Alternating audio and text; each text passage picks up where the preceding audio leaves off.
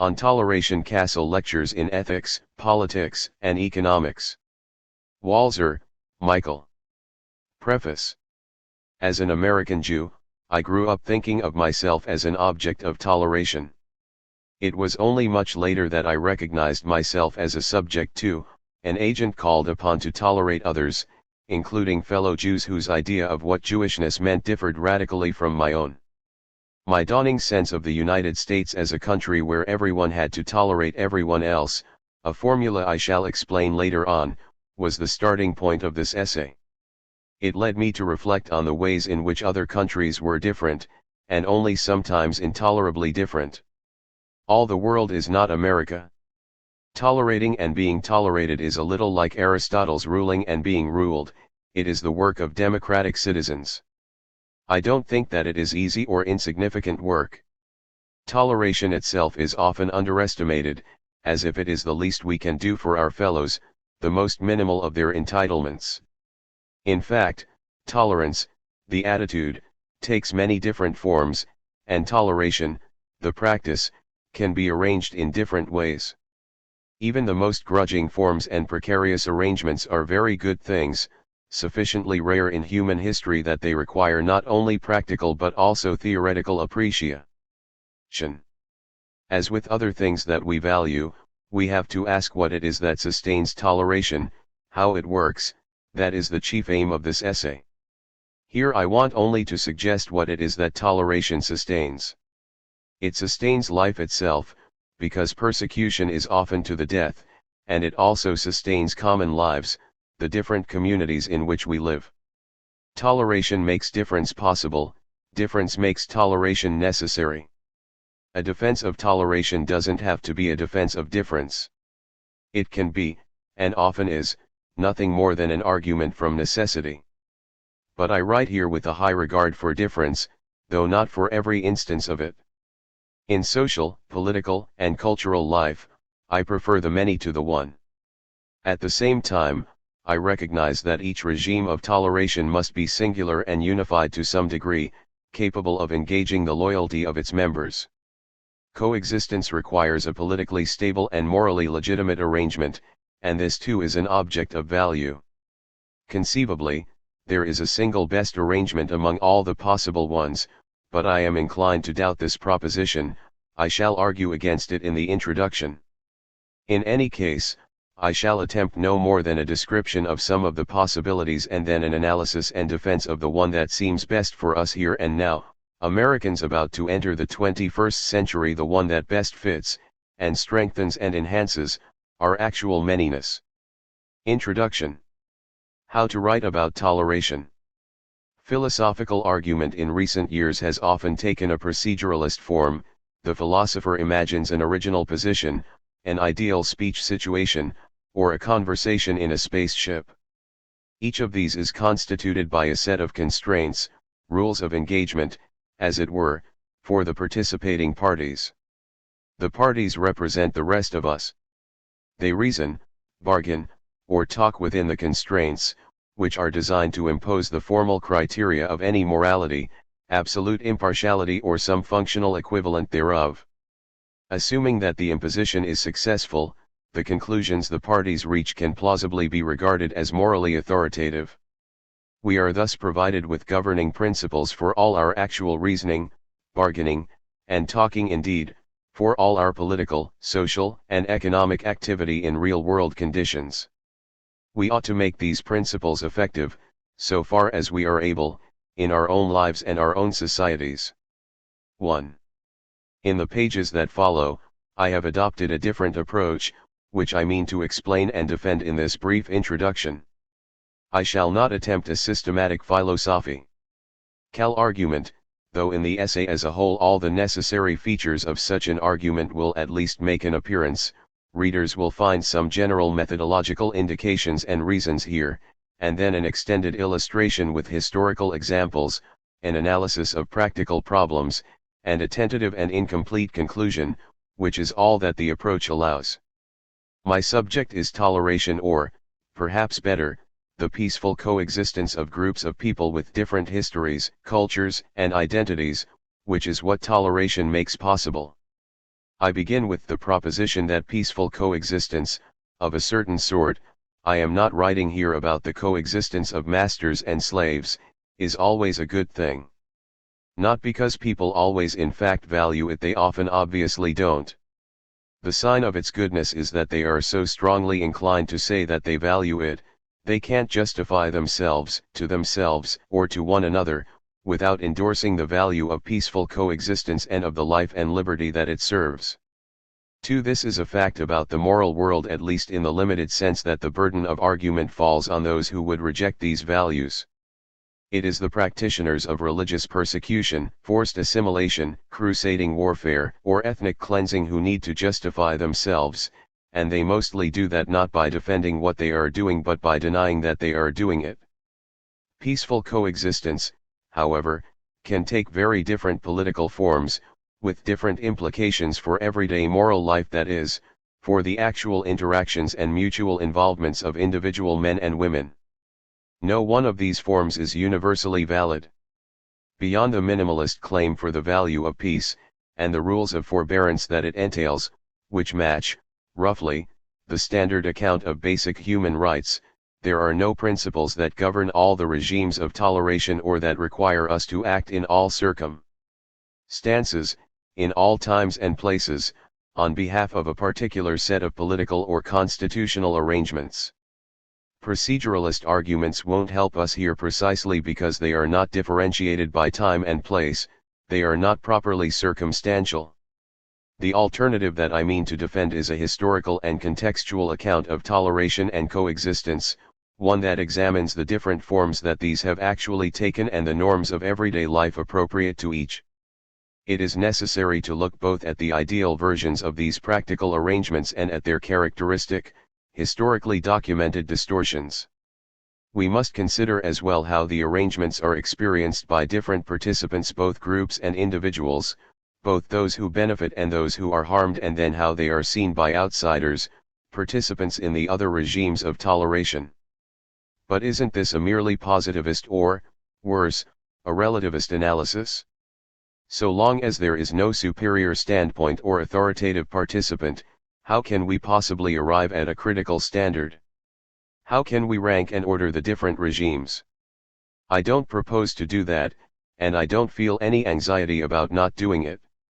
It doesn't seem plausible to me that the sorts of political arrangements that I want to consider, multinational empires and nation-states, say, or the historical examples of each of these, Ptolemy or Roman Alexandria, the Ottoman Empire, Habsburg Austro-Hungary, contemporary Italy, France, Norway, and so on, can be ranked in a single series, as if we could assign to each some quantity of moral value, 7, 19, or 31.5.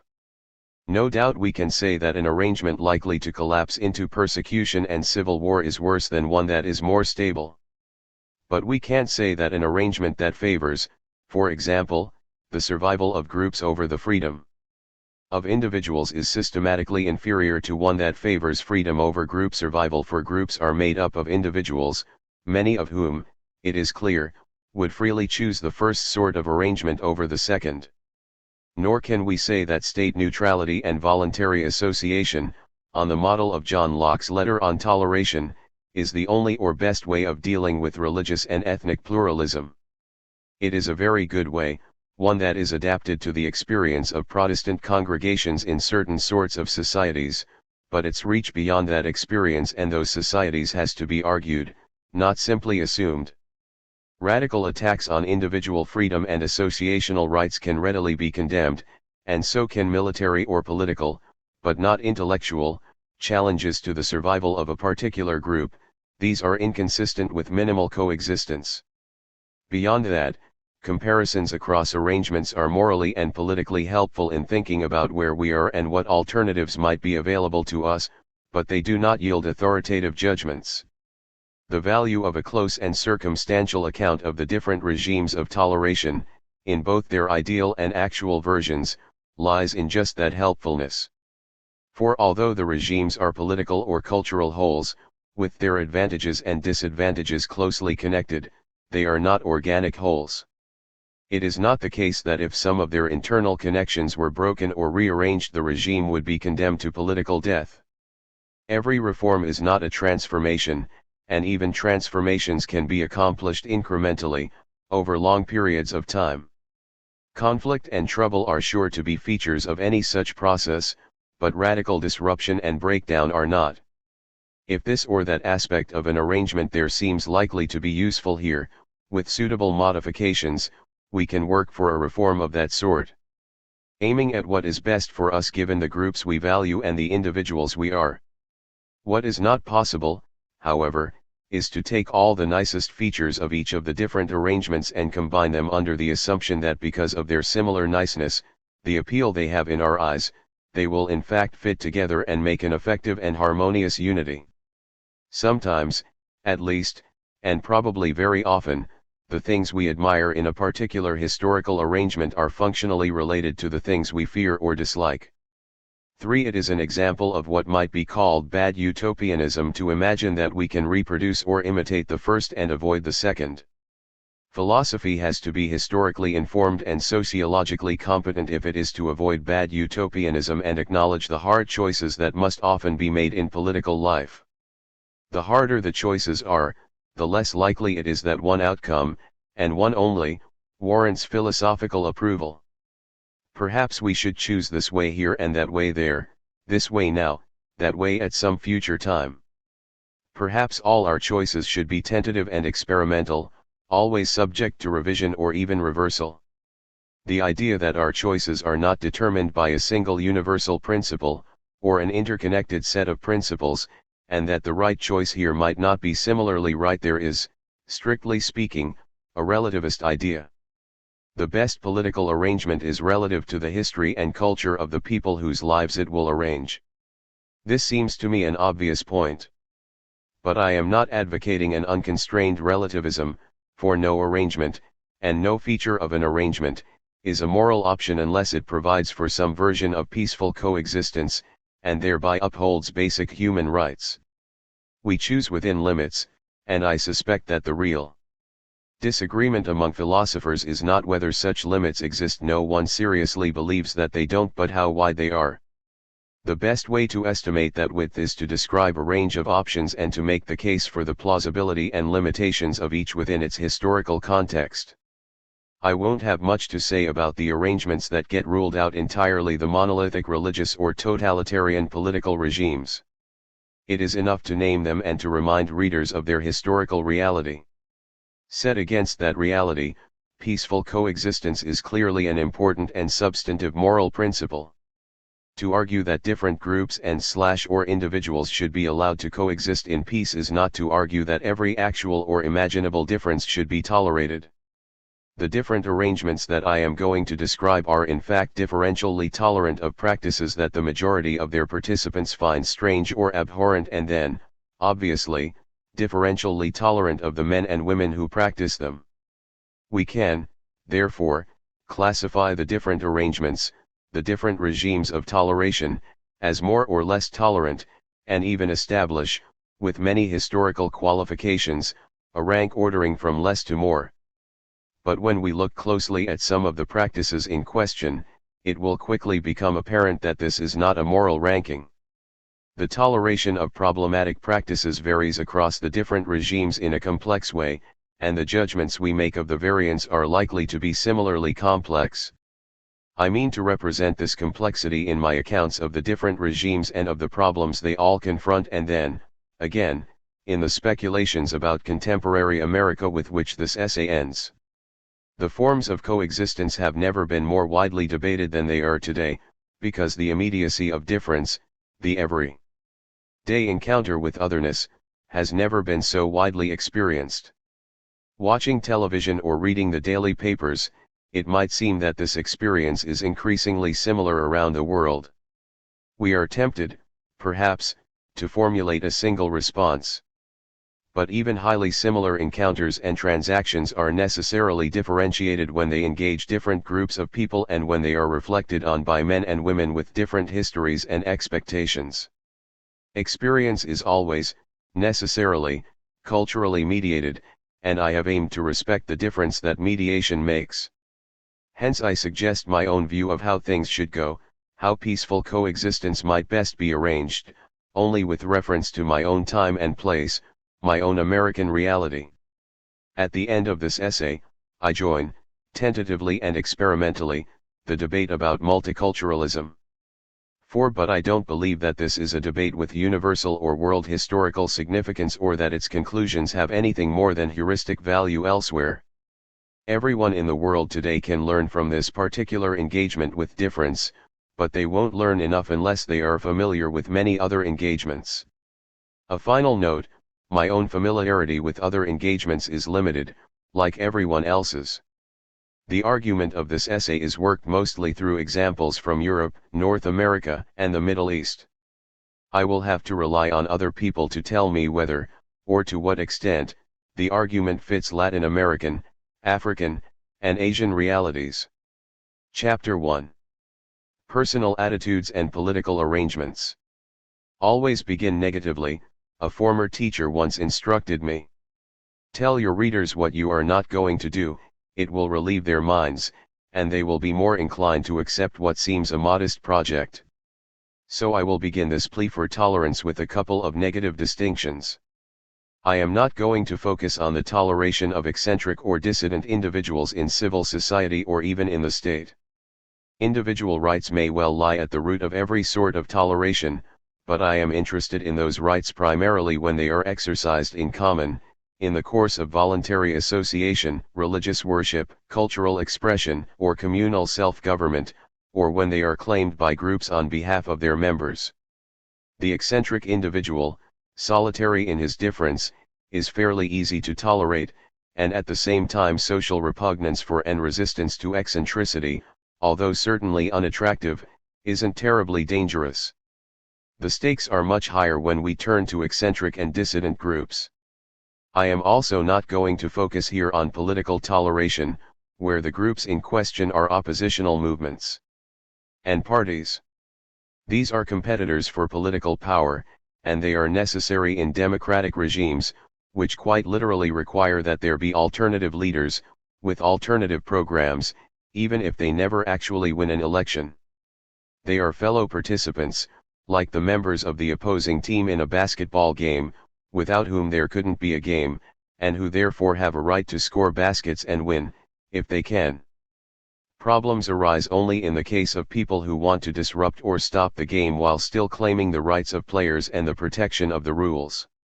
These problems are often hard, but they don't have much to do with the toleration of difference, which is intrinsic to democratic politics. Rather they have to do with the toleration of disruption, or the risk of disruption, another matter entirely. Nor is it intolerant of difference to ban a programmatically anti-democratic party from participating in democratic elections, it is merely prudent. Questions of toleration arise much earlier, before power is at stake, when the religious community or ideological movement out of which this party comes is first formed.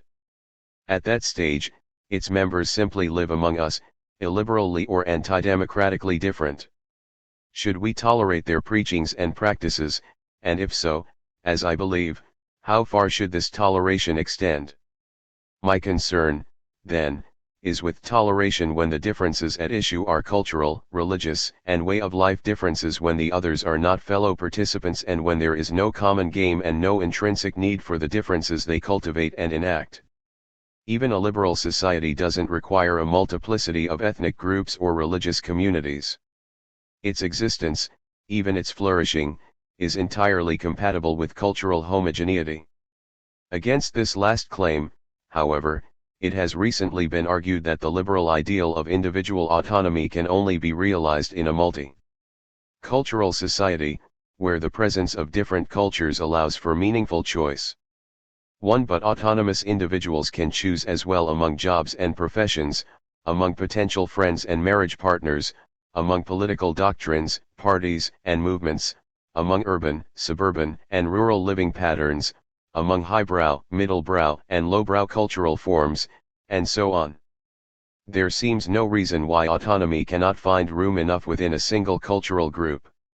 Nor do groups of this sort require, as democratic political parties do, that there be other groups of the same sort.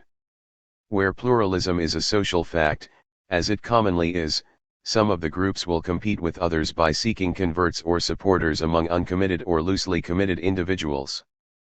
But their primary aim is to sustain a way of life among their own members, to reproduce their culture or faith in successive generations. They are in the first instance inwardly focused, which is exactly what political parties cannot be. At the same time, they require some kind of extended social space, outside the household, for the sake of assembly, worship, argument, celebration, mutual aid, schooling, and so on. Now, what does it mean to tolerate groups of this sort? Understood as an attitude or state of mind, toleration describes a number of possibilities. The first of these, which reflects the origins of religious toleration in the 16th and 17th centuries, is simply a resigned acceptance of difference for the sake of peace. People kill one another for years and years, and then, mercifully, exhaustion sets in, and we call this toleration. Point 2. But we can trace a continuum of more substantive acceptances. A second possible attitude is passive, relaxed, benignly indifferent to difference. It takes all kinds to make a world. A third follows from a kind of moral stoicism, a principled recognition that the others have rights even if they exercise those rights in unattractive ways. 3. A fourth expresses openness to the others, curiosity, perhaps even respect, a willingness to listen and learn.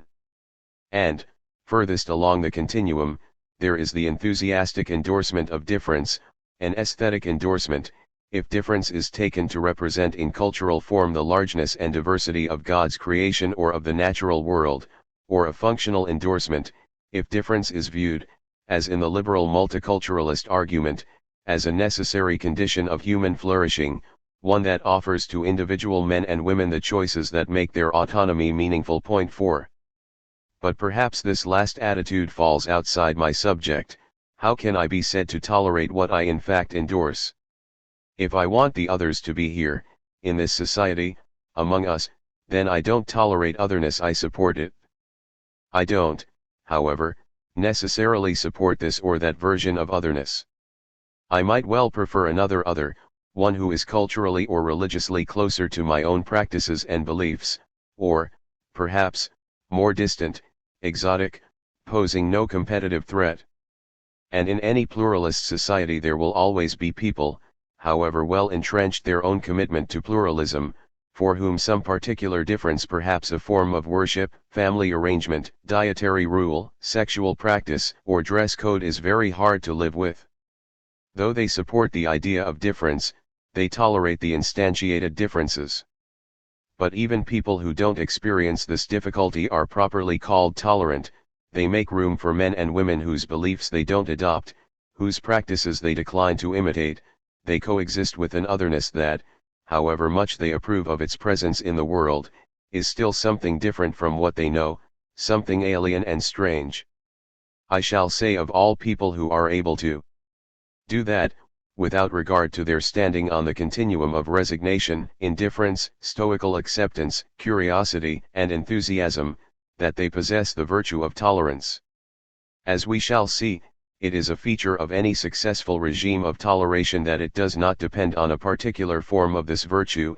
It does not require that all its participants stand at one point on the continuum. It may be the case that some regimes make do more easily with resignation, indifference, or stoicism, whereas others need to encourage curiosity or enthusiasm, but I do not in fact see any systematic tendencies along these lines. Even the difference between the more collectivist and the more individualist regimes isn't reflected in the attitudes they require. But isn't toleration more stable if people are further along on the continuum? Shouldn't the public schools, for example, try to move them along? In fact, any of these attitudes, strongly established, will stabilize toleration. The best educational program might well involve nothing more than a graphic description of religious or ethnic warfare. No doubt personal relations across cultural lines would be improved by moving people beyond the minimal tolerance that graphic descriptions of intolerance aim to produce, but this is true in all the regimes. Political success doesn't depend on good personal relations in any of them. I shall have to ask at the end, however, whether these claims still hold for the emerging postmodern version of toleration. For the moment, I shall treat all the social arrangements through which we incorporate difference, coexist with it, allow it a share of social space, as the institutionalized forms of an undifferentiated virtue.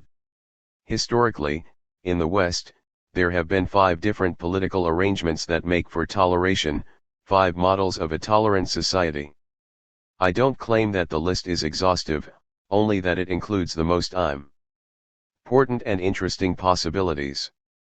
Mixed regimes are also possible, obviously, but I want now to describe these 5 in some rough fashion, combining historical and ideal typical accounts. Then I shall examine some mixed cases, look at the problems the different arrangements confront and, finally, say something about the social world and self-understanding of the men and women who tolerate one another today. Insofar as they actually do that, toleration is always a precarious achievement. What exactly do we do when we tolerate difference? Chapter 2. 5 Regimes of Toleration. Multinational empires. The oldest arrangements are those of the great multinational empires beginning, for our purposes, with Persia, Ptolemaic Egypt, and Rome. Here the various groups are constituted as autonomous or semi-autonomous communities that are political or legal as well as cultural or religious in character, and that rule themselves across a considerable range of their activities. The groups have no choice but to coexist with one another, for their interactions are governed by imperial bureaucrats in accordance with an imperial code, like the Roman jus gentium, which is designed to maintain some minimal fairness, as fairness is understood in the imperial center. Ordinarily, however, the bureaucrats don't interfere in the internal life of the autonomous communities for the sake of fairness or anything else so long as taxes are paid and peace maintained. Hence they can be said to tolerate the different ways of life, and the imperial regime can be called a regime of toleration. Whether or not the members of the different communities are tolerant of one another. Under imperial rule, the members will, willy-nilly, manifest tolerance in, most of, their everyday interactions, and some of them, perhaps, will learn to accept difference and come to stand somewhere on the continuum that I have described. But the survival of the different communities doesn't depend on this acceptance. It depends only on official toleration, which is sustained, mostly, for the sake of peace, though individual officials have been variously motivated, a few of them famously curious about difference or even enthusiastic in its defense. These imperial bureaucrats are often accused of following a policy of divide and rule, and sometimes indeed that is their policy. But it has to be remembered that they are not the authors of the divisions they exploit, and that the people they rule may well want to be divided and ruled, if only for the sake of peace. Imperial rule is historically the most successful way of incorporating difference and facilitating, requiring is more accurate, peaceful coexistence. But it isn't, or at least it never has been, a liberal or democratic way. Whatever the character of the different autonomies, the incorporating regime is autocratic. I don't want to idealize this autocracy. It can be brutally repressive for the sake of maintaining its conquests, as the histories of Babylonia and Israel, Rome and Carthage, Spain and the Aztecs, and Russia and the Tatars amply demonstrate. But settled imperial rule is often tolerant precisely because it is everywhere autocratic, not bound by the interests or prejudices of any of the conquered groups, equally distant from all of them. Roman proconsuls in Egypt or British regents in India, for all their prejudices and the endemic corruption of their regimes, probably ruled more even-handedly than any local prince or tyrant was likely to do, in fact, more even-handedly than local majorities today are likely to do. Imperial autonomy tends to lock individuals into their communities and therefore into a singular ethnic or religious identity. It tolerates groups and their authority structures and customary practices, not, except in a few cosmopolitan centers and capital cities, free-floating men and women. The incorporated communities are not voluntary associations, they have not, historically, cultivated liberal values. Though there is some movement of individuals across their boundaries, converts and apostates, for example, the communities are mostly closed, enforcing one or another version of religious orthodoxy and sustaining a traditional way of life. So long as they are protected against the more severe forms of persecution and allowed to manage their own affairs, communities of this sort have extraordinary staying power. But they can be very severe toward deviant individuals, who are conceived as threats to their cohesiveness and sometimes to their very survival. So lonely dissidents and heretics, cultural vagabonds, intermarried couples and their children will flee to the imperial capital, which is likely to become as a result a fairly tolerant and liberal place. Think of Rome, Baghdad, and Imperial Vienna, or, better, Budapest, too, and the only place where social space is measured to an individual fit. Everyone else, including all the free spirits and potential dissidents who are unable to move because of economic constraint or familial responsibility, will live in homogeneous neighborhoods or districts, subject to the discipline of their own communities. They are tolerated collectively there, but they will not be welcome or even safe as individuals across whatever line separates them from the others. They can mix comfort ably only in neutral space, the market, say, or the imperial courts and prisons. Still, they live most of the time in peace, one group alongside the other, respectful of cultural as well as geographic boundaries. Ancient Alexandria provides a useful example of what we might think of as the imperial version of multiculturalism. The city was roughly one-third Greek, one-third Jewish, and one-third Egyptian, and during the years of Ptolemaic rule, the coexistence of these three communities seems to have been remarkably peaceful. Later on, Roman officials intermittently favored their Greek subjects, perhaps on grounds of cultural affinity, or perhaps because of their superior political organization. Only the Greeks were formally citizens, and this relaxation of imperial neutrality produced periods of bloody conflict in the city. Messianic movements among Alexandria's Jews, partly in response to Roman hostility, eventually brought multicultural coexistence to a bitter end. But the centuries of peace suggest the better possibilities of the imperial regime.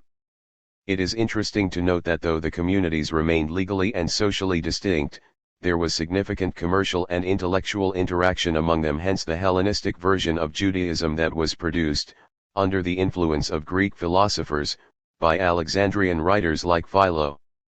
The achievement is unimaginable except in this imperial setting.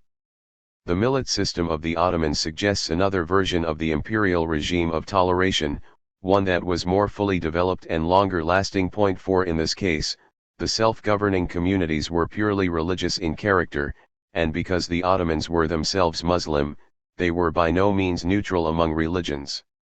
The established religion of the empire was Islam, but three other religious communities, Greek Orthodox, Armenian Orthodox, and Jewish, were permitted to form autonomous organizations.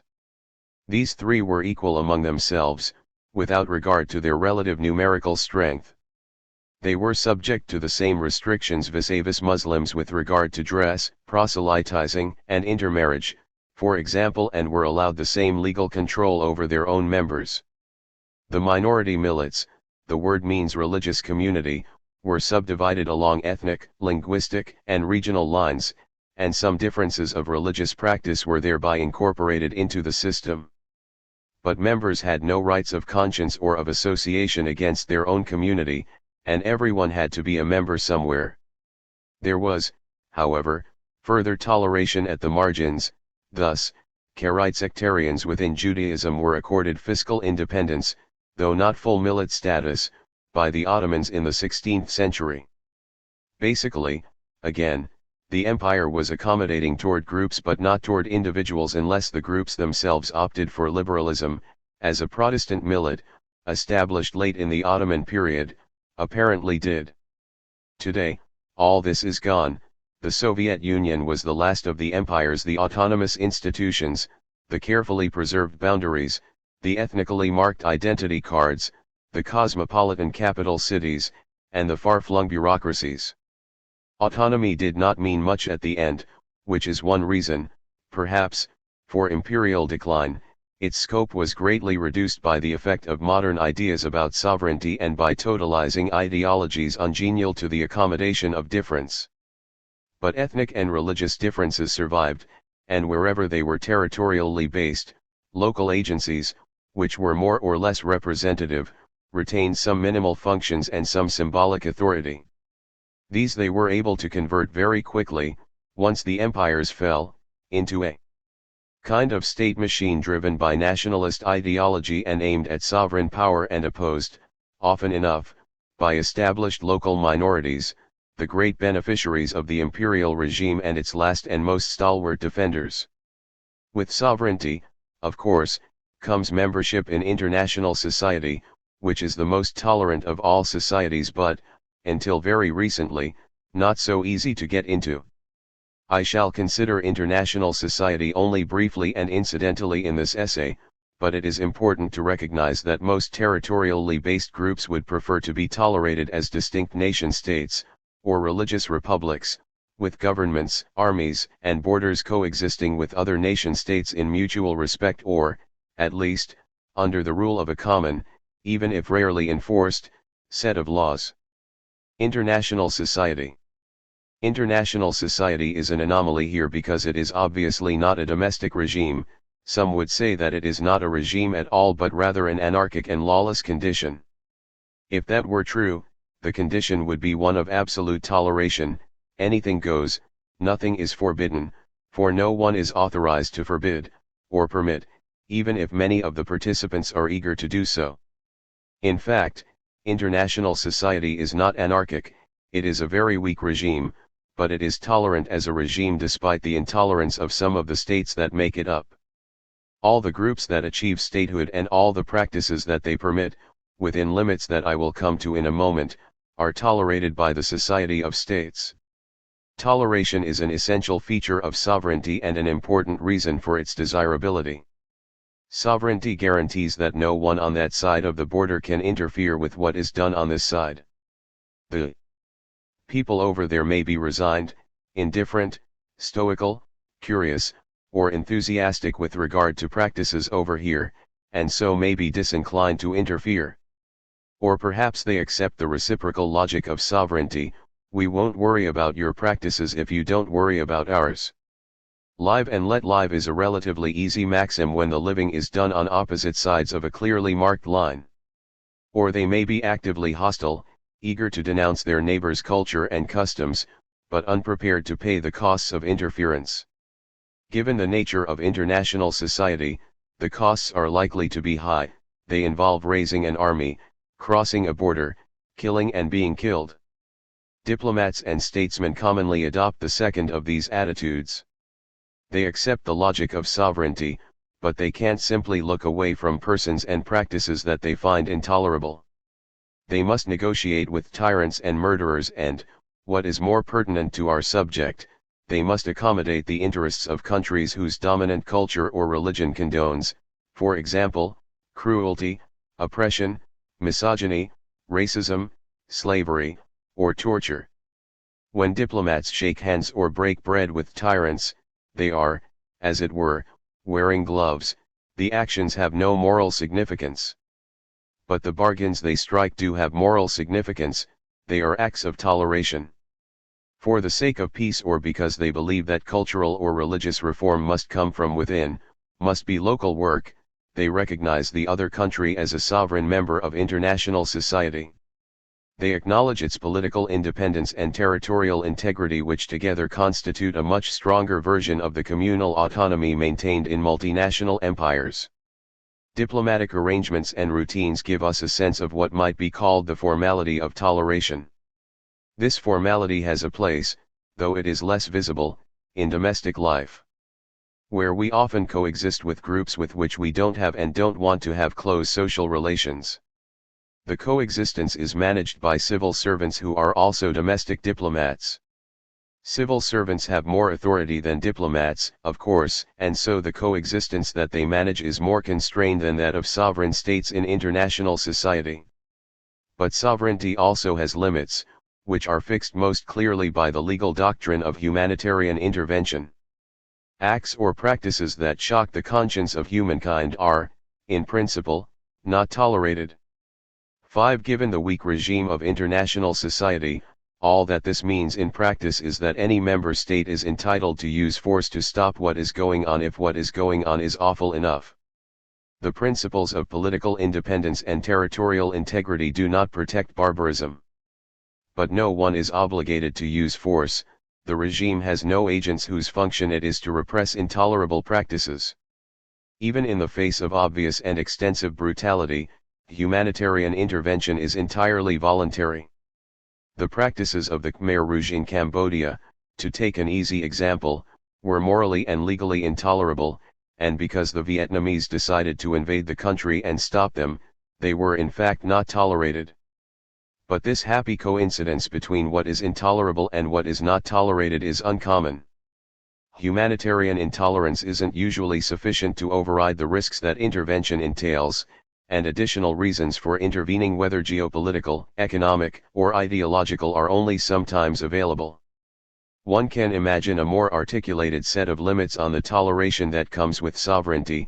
Intolerable practices in sovereign states might be the occasion for economic sanctions by some or all of the members of international society. The enforcement of a partial embargo against South African apartheid is a useful if unusual example. Collective condemnation, breaks in cultural exchange, and active propaganda can also serve the purposes of humanitarian intolerance, though sanctions of this sort are rarely effective. 6. So we can say that international society is tolerant as a matter of principle, and then more tolerant, beyond its own principles, because of the weakness of its regime. Consociations. Before I consider the nation-state as a possibly tolerant society, I want to turn briefly to a morally closer but not politically more likely heir to the multinational empire, the consociational or bi- or trinational state. 7 Examples like Belgium, Switzerland, Cyprus, Lebanon, and the stillborn Bosnia suggest both the range of possibility here and the imminence of disaster. Consociationalism is a heroic program because it aims to maintain imperial coexistence without the imperial bureaucrats and without the distance that made those bureaucrats more or less impartial rulers. Now the different groups are not tolerated by a single transcendent power, they have to tolerate one another and work out among themselves the terms of their coexistence. The idea is attractive, a simple, unmediated concurrence of 2 or 3 communities, in practice, of their leaders and elites, that is freely negotiated between or among the parties. They agree to a constitutional arrangement, design institutions, and divide offices, and strike a political bargain that protects their divergent interests. But the consociation is not entirely a free construction. Commonly, the communities have lived together, or, rather, alongside one another, for a very long time before they begin their formal negotiations. Perhaps they were initially united by imperial rule, perhaps they first came together in the struggle against that rule. But all these connections are preceded by proximity, coexistence on the ground, if not in the same villages, then along a frontier only roughly defined and easily crossed.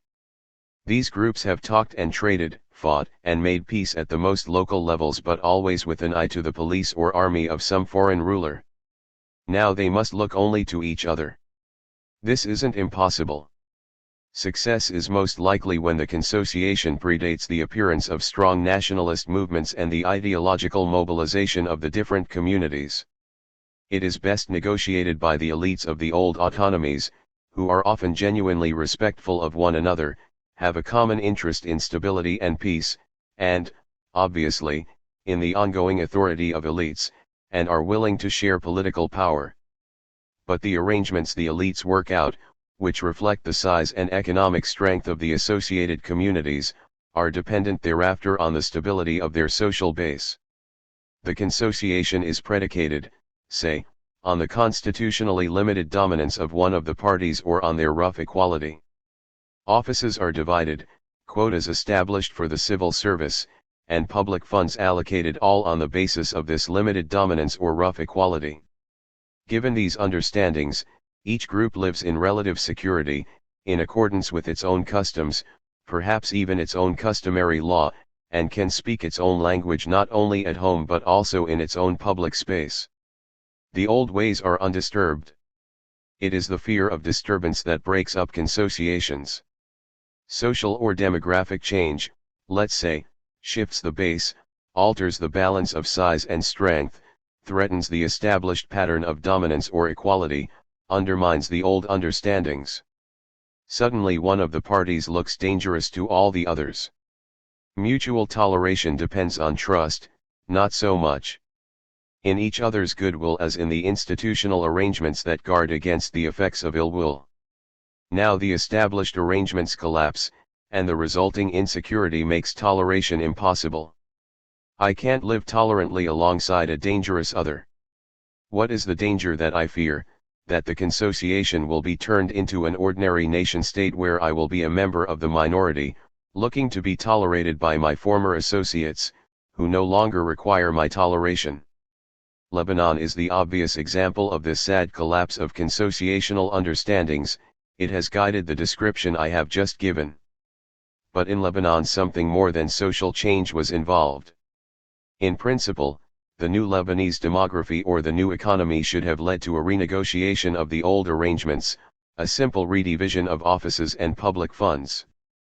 But the ideological transformations that came with social change made this very difficult to achieve. Nationalist and religious zeal and its inevitable concomitants, distrust and fear, turned renegotiation into civil war, and brought the Syrians in as imperial peacemakers. Against this background, consociation is clearly recognizable as a pre-ideological regime. Toleration is not out of the question once nationalism and religion are in play, and consociation may still be its morally preferred form. In practice, however, the nation-state is now the more likely regime of toleration, one group, dominant throughout the country, shaping public life and tolerating a national or religious minority rather than two or three groups, each secure in its own place, tolerating one another. Nation-states. Most of the states that make up international society are nation-states. To call them that doesn't mean that they have nationally, or ethnically or religiously, homogeneous populations. Homogeneity is rare, if not non-existent, in the world today. It means only that a single dominant group organizes the common life in a way that reflects its own history and culture and, if things go as intended, carries the history forward and sustains the culture. It is these intentions that determine the character of public education, the symbols and ceremonies of public life, the state calendar and the holidays it enjoins. Among histories and cultures, the nation-state is not neutral. Its political apparatus is an engine for national reproduction. National groups seek statehood precisely in order to control the means of reproduction. Their members may hope for much more. They may harbor ambitions that range from political expansion and domination to economic growth and domestic flourishing. But what justifies their enterprise is the human passion for survival over time. The state these members create can nonetheless, as liberal and democratic nation-states commonly do, tolerate minorities. This toleration takes different forms, though it rarely extends to the full autonomy of the old empires. Regional autonomy is especially difficult to implement, for then members of the dominant nation living in the region would be subjected to alien rule in their own country. Nor are corporatist arrangements common. The nation-state is itself a kind of cultural corporation and claims a monopoly on such arrangements within its borders.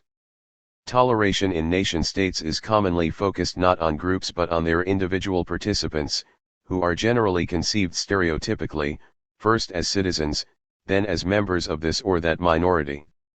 As citizens, they have the same rights and obligations as everyone else and are expected to engage positively with the political culture of the majority. As members, they have the standard features of their kind, and are allowed to form voluntary associations, organizations for mutual aid, private schools, cultural societies, publishing houses, and so on. They are not allowed to organize autonomously and exercise legal jurisdiction over their fellows.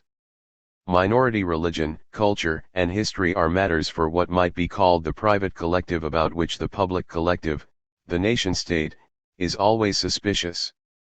Any claim to act out minority culture in public is likely to produce anxiety among the majority, hence the controversy in France over the wearing of Muslim headdress in state schools. In principle, there is no coercion of individuals, but pressure to assimilate to the dominant nation, at least with regard to public practices, has been fairly common and, until recent times, fairly successful. When 19th-century German Jews described themselves as German in the street, Jewish at home, they were aspiring to a nation-state norm that made privacy a condition of toleration.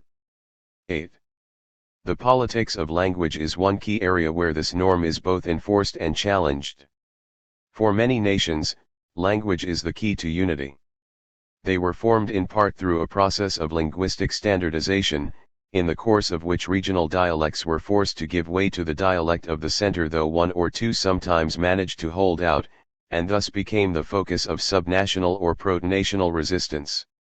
The legacy of this history is a great reluctance to tolerate other languages in any role larger than familial communication or religious worship. Hence the majority nation commonly insists that national minorities learn and use its language in all their public transactions when they vote, go to court, register a contract, and so on. Minorities, if they are strong enough, and especially if they are territorially based, will seek the legitimation of their own languages in state schools, legal documents, and public signage. Sometimes, one of the minority languages is in fact recognized as a second official language. More often, it is sustained only in homes, churches, and private schools, or is slowly and painfully lost. At the same time, the dominant nation watches its own language being transformed by minority use. Academies of linguists struggle to sustain a pure version, or what they take to be a pure version, of the national language, but their fellow nationals are often surprisingly ready to accept minority or foreign usages. This too, I suppose, is a test of toleration. There is less room for difference in nation-states, even liberal nation-states, than in multinational empires or consociations, far less, obviously, than in international society. Because the tolerated members of the minority group are also citizens, with rights and obligations, the practices of the group are more likely than in multinational empires to be subject to majority scrutiny. Patterns of discrimination and domination long accepted or, at any rate, not resisted within the group may not be acceptable after members are recognized as citizens. I will consider some examples in Chapter 4. But there is a double effect here, with which any theory of toleration must reckon. Though the nation-state is less tolerant of groups, it may well force groups to be more tolerant of individuals. This second effect is a consequence of the partial and incomplete transformation of the groups into voluntary associations. As internal controls weaken, minorities can hold their members only if their doctrines are persuasive, their culture attractive, their organizations serviceable, and their sense of membership liberal and latitudinarian. In fact, there is an alternative strategy, a rigidly sectarian closure. But this offers hope only of saving a small remnant of true believers. For larger numbers, more open and looser arrangements are necessary. All such arrangements, however, pose a common danger, that the distinctiveness of the group and of its way of life will slowly be surrendered. Despite these difficulties, a variety of significant differences, especially religious differences, have been successfully sustained in liberal and democratic nation-states. Minorities often, in fact, do fairly well in enacting and reproducing a common culture precisely because they are under pressure from the national majority. They organize themselves, both socially and psychologically, for resistance, making their families, neighborhoods, churches, and associations into a kind of homeland whose borders they work hard to defend. Individuals, of course, drift away, pass themselves off as members of the majority, slowly assimilate to majority lifestyles or intermarry and raise children who have no memory or knowledge of the minority culture. But for most people, these self-transformations are too difficult, too painful, or too humiliating. They cling to their own identities and to similarly identified men and women. National, more than religious, minorities are the groups most likely to find themselves at risk. If these groups are territorially concentrated like the Hungarians in Romania, say they will be suspected, perhaps rightly, of hoping for a state of their own or for incorporation into a neighboring state where their ethnic relatives hold sovereign power. The arbitrary processes of state formation regularly produce minorities located in this way, groups that are subject to these suspicions and very hard to tolerate. Perhaps the best thing to do is to pull in the borders and let them go, or to grant them a full measure of autonomy. 9. We tolerate the others by contracting our state so that they can live in social space shaped to their own needs. Alternative solutions are more likely, of course. Linguistic recognition and a very limited degree of administrative devolution are fairly common, though. These are often combined with efforts to settle members of the majority in politically sensitive border regions and with periodic campaigns of assimilation. After World War I, an effort was made to guarantee the toleration of national minorities in the new, and radically heterogeneous, nation-states of Eastern Europe. The guarantor was the League of Nations, and the guarantee was written into a series of minority or nationality treaties. Appropriately, these treaties ascribed rights to stereotypical individuals rather than to groups. Thus the Polish Minority Treaty deals with Polish nationals who belong to racial, religious, or linguistic minorities. Nothing follows from such a designation about group autonomy or regional devolution or minority control of schools. Indeed, the guarantee of individual rights was itself chimerical. Most of the new states asserted their sovereignty by ignoring, or annulling, the treaties, and the League was unable to enforce them. But this failed effort is well worth repeating, perhaps with a more explicit recognition of what the stereotypical minority member has in common with his or her fellows. The United Nations Covenant on Civil and Political Rights, 1966, takes this further step. Minority individuals shall not be denied the right, in community with other members of their group, to enjoy their own culture, to possess and practice their own religion, or to use their own language. 10. Note that this wording still falls within the nation-state norm. No recognition is accorded to the group as a corporate body. Individuals act in community with, only the national majority acts as a community. In time of war, the loyalty of national minorities to the nation-state, whether or not the minorities are territorially concentrated or internationally recognized, will readily be called into doubt even against all available evidence, as in the case of anti-Nazi German refugees in France during the first months of World War II. Once again, toleration fails when the others look dangerous, or when nationalist demagogues can make them look dangerous. The fate of Japanese Americans a few years later makes the same point their fellow Americans imitated, as it were, conventional nation-statehood. In fact, the Japanese were not, and are not, a national minority in the United States, at least not in the usual sense. Where is the majority nation? American majorities are temporary in character and are differently constituted for different purposes and occasions. Minorities are often temporary too, though race and slavery together make an exception. I shall consider the exception later on. It is a crucial feature of the nation-state, by contrast, that its majority is permanent. Toleration in nation-states has only one source, and it moves or doesn't move in only one direction. The case of the United States suggests a very different set of arrangements. Immigrant societies. The fifth model of coexistence and possible toleration is the immigrant society. 11. Now the members of the different groups have left their territorial base, their homeland, behind them. They have come individually or in families, one by one, to a new land and then dispersed across it. Though they arrive in waves, responding to similar political and economic pressures, they don't arrive in organized groups. They are not colonists, consciously planning to transplant their native culture to a new place.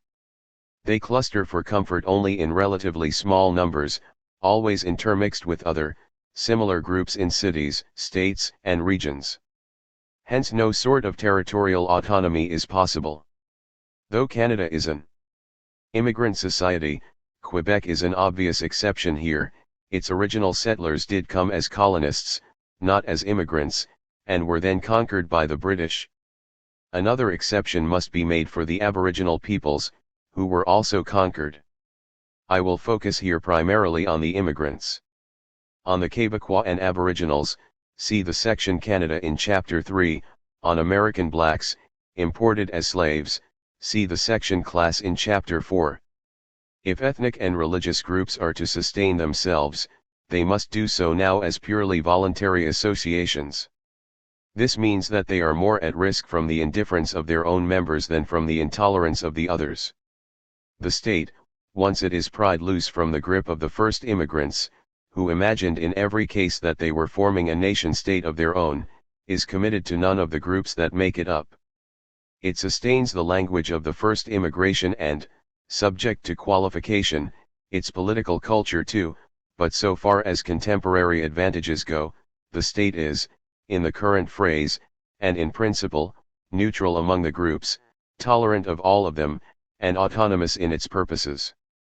The state claims exclusive jurisdictional rights, regarding all its citizens as individuals rather than as members of groups.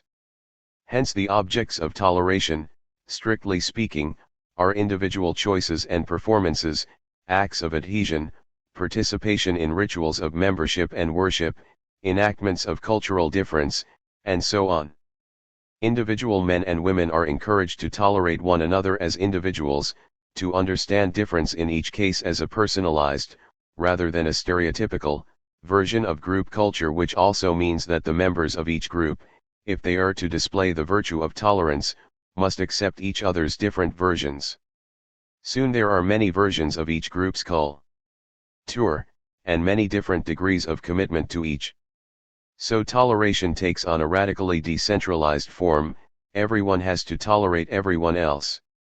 No group in an immigrant society is allowed to organize itself coercively, to seize control of public space, or to monopolize public resources. Every form of corporatism is ruled out. In principle, the public schools teach the history and civics of the state, which is conceived to have no national but only a political identity. This principle is, of course, only slowly and imperfectly enforced. Since public schools were founded in the United States, for example, the schools have mostly taught what English Americans conceived as their own history and culture, which extend back to Greece and Rome and include classical languages and literature. There was and still is considerable justification for this standard curriculum, even after the immigrations of the mid-19th century, when Germans and Irish arrived, and the turn of the century, when Southern and Eastern European peoples came, for American political institutions are best understood against this background. In more recent times, and in the course of a third great immigration, which this time is largely non-European, efforts have been made to incorporate the history and culture of all the different groups, to ensure a kind of equal coverage and so to create multicultural schools. In fact, the West still dominates the curriculum almost everywhere. Similarly, the state is supposed to be perfectly indifferent to group culture or equally supportive of all the groups, encouraging, for example, a kind of general religiosity, as in those train and bus advertisements of the 1950s that urged Americans to attend the church of your choice. As this maxim suggests, neutrality is always a matter of degree. Some groups are in fact favored over others in this case. Groups with churches more or less like those of the first Protestant immigrants, but the others are still tolerated. Nor is church attendance or any other culturally specific practice turned into a condition of citizenship. It is relatively easy, then, and not at all humiliating, to escape one's own group and take on the reigning political identity, in this case, American. But many people in an immigrant society prefer a hyphenated or dual identity, one differentiated along cultural or political lines. The hyphen joining Italian American, for example, symbolizes the acceptance of Italianness by other Americans, the recognition that American is a political identity without strong or specific cultural claims. The consequence, of course, is that Italian is a cultural identity without political claims. That is the only form in which Italianness is tolerated, and then Italian Americans must sustain their own culture, if they can or as long as they can, privately, through the voluntary efforts and contributions of committed men and women. And this is the case, in principle, with every cultural and religious group, not only with minorities, But, again, there is no permanent majority. Whether groups can sustain themselves under these conditions without autonomy, without access to state power or official recognition, and without a territorial base or the fixed opposition of a permanent majority is a question still to be answered. Religious communities, of both sectarian and churchly sorts, have not done badly in the United States until now. But one reason for their relative success might be the considerable intolerance that many of them have in fact encountered. Intolerance often has, as I have already suggested, group-sustaining effects. Ethnic groups have done less well, though observers eager to write them off are almost certainly premature. These groups survive in what we might think of as a doubly hyphenated version.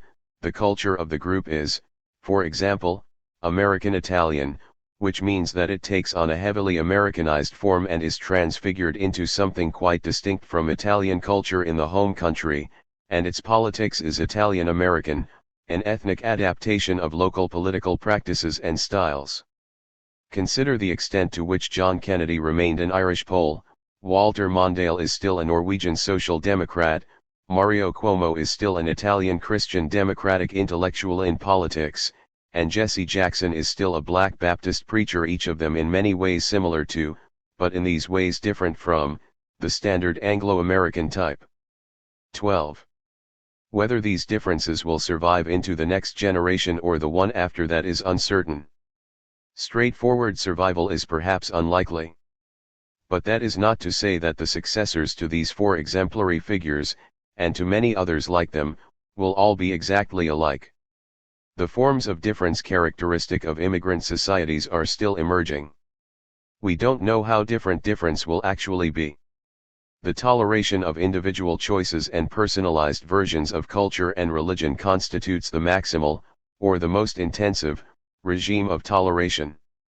But it is radically unclear whether the long-term effect of this maximalism will be to foster or to dissolve group life. The fear that soon the only objects of toleration will be eccentric individuals leads some groups, or their most committed members, to seek positive support from the state in the form, say, of subsidies and matching grants for their schools and mutual aid organizations. Given the logic of multiculturalism, state support must be provided, if it is provided at all, on equal terms to every social group. In practice, however, some groups start with more resources than others, and then are much more capable of seizing whatever opportunities the state offers. So civil society is unevenly organized, with strong and weak groups working with very different rates of success to help and hold their members. Were the state to aim at equalizing the groups, it would have to undertake a considerable redistribution of resources and commit a considerable amount of public money. Toleration is, at least potentially, infinite in its extent, but the state can underwrite group life only within some set of political and financial limits. Summary. It will be useful here to list the successive objects of toleration in the 5 regimes. I don't mean to suggest that they mark a progress, nor is the order in which I have presented them properly chronological. In the multinational empire as in international society, it is the group that is tolerated whether its status is that of an autonomous community or of a sovereign state. Its laws, religious practices, judicial procedures, fiscal and distributive policies, educational programs, and family arrangements are all viewed as legitimate or permissible, subject only to minimal and rarely strictly enforced, or enforceable, limits. The case is similar in the consociation, but now a new feature is added, a common citizenship more effective than that of most empires, one that at least opens up the possibility of state interference in group practices for the sake of individual rights. In democratic consociations, such as Switzerland, this possibility is fully realized, but rights will not be effectively enforced in the many other cases where democracy is weak, where the central state exists by mere sufferance of the consociated groups and is mostly focused on holding them together. Nation-state citizenship is more meaningful. Now the objects of toleration are individuals conceived both as citizens and as members of a particular minority. They are tolerated, so to speak, under their generic names. But membership in the genus, in contrast to citizenship in the state, is not required of these individuals, their groups exercise no coercive authority over them, and the state will intervene aggressively to protect them against any effort at coercion. Hence new options are made available: loose affiliation with the group, non-affiliation with any group, or assimilation to the majority. In immigrant societies, these options are widened. Individuals are tolerated specifically as individuals under their proper names, and their choices are understood in personal rather than stereotypical terms. Now there arise personalized versions of group life, many different ways of being this or that, which other members of the group have to tolerate if only because they are tolerated by the society as a whole. Fundamentalist orthodoxy distinguishes itself by its refusal to take this general toleration as a reason for a more latitudinarian view of its own religious culture. Sometimes, its protagonists oppose the immigrant society's regime of toleration as a whole. Chapter 3. Complicated cases. Every case is unique, as anyone whose case it is knows well. But I want to look now at 3 countries where the lack of fit with the categories developed in Chapter 2 is especially obvious. All 3 involve socially or constitutionally mixed regimes that are doubly or triply divided and thus require the simultaneous exercise of different kinds of toleration. They reflect the ordinary complexity of real life from which my categories are necessarily abstracted. I will then turn briefly to the European community, which is altogether new not so much in its mixing of regimes as in its incorporation of them into a still developing constitutional structure. France. France makes for an especially useful case study because it is the classic nation-state and, at the same time, Europe's leading immigrant society. Indeed, it is one of the world's leading immigrant societies. The extent of its immigration has been obscured by the extraordinary assimilative powers of the French nation, so that one imagines France as a homogeneous society with a highly distinctive and singular culture. Until very recently, the large numbers of immigrants from the East and South, Poles, Russians, Jews, Italians, and North Africans, never constituted themselves as organized national minorities.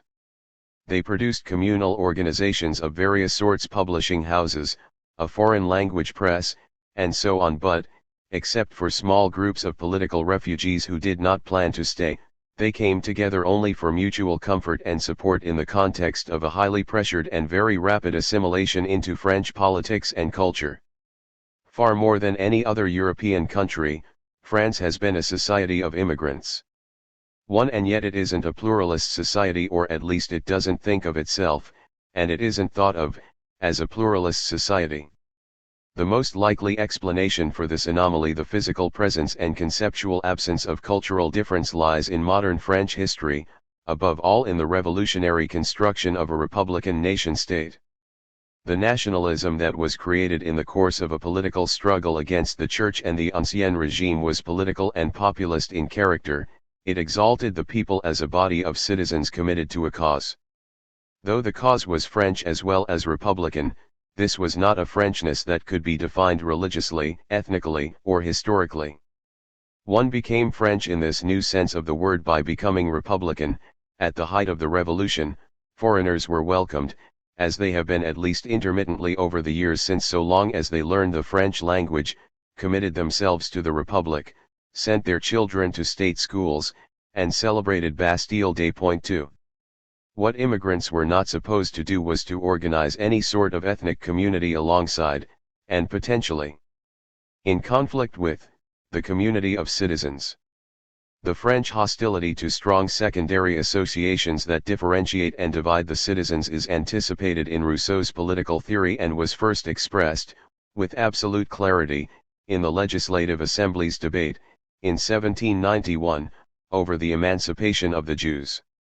Clermont-Tonnerre, a deputy of the Centre, spoke for the majority, which favored emancipation, when he declared, "One must refuse everything to the Jews as a nation, and give everything to the Jews as individuals."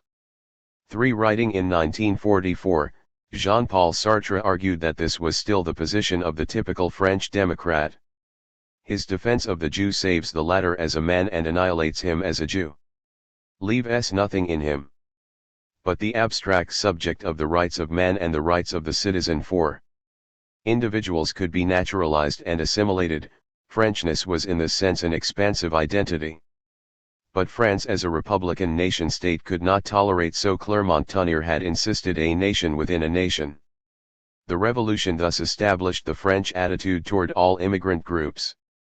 It was of a piece with the early and consistent denial that Normans, Bretons, or Occitanians constituted a genuine national minority. And it has to be said that French republicans, over the years, were remarkably successful in maintaining the unitary ideal of the revolution.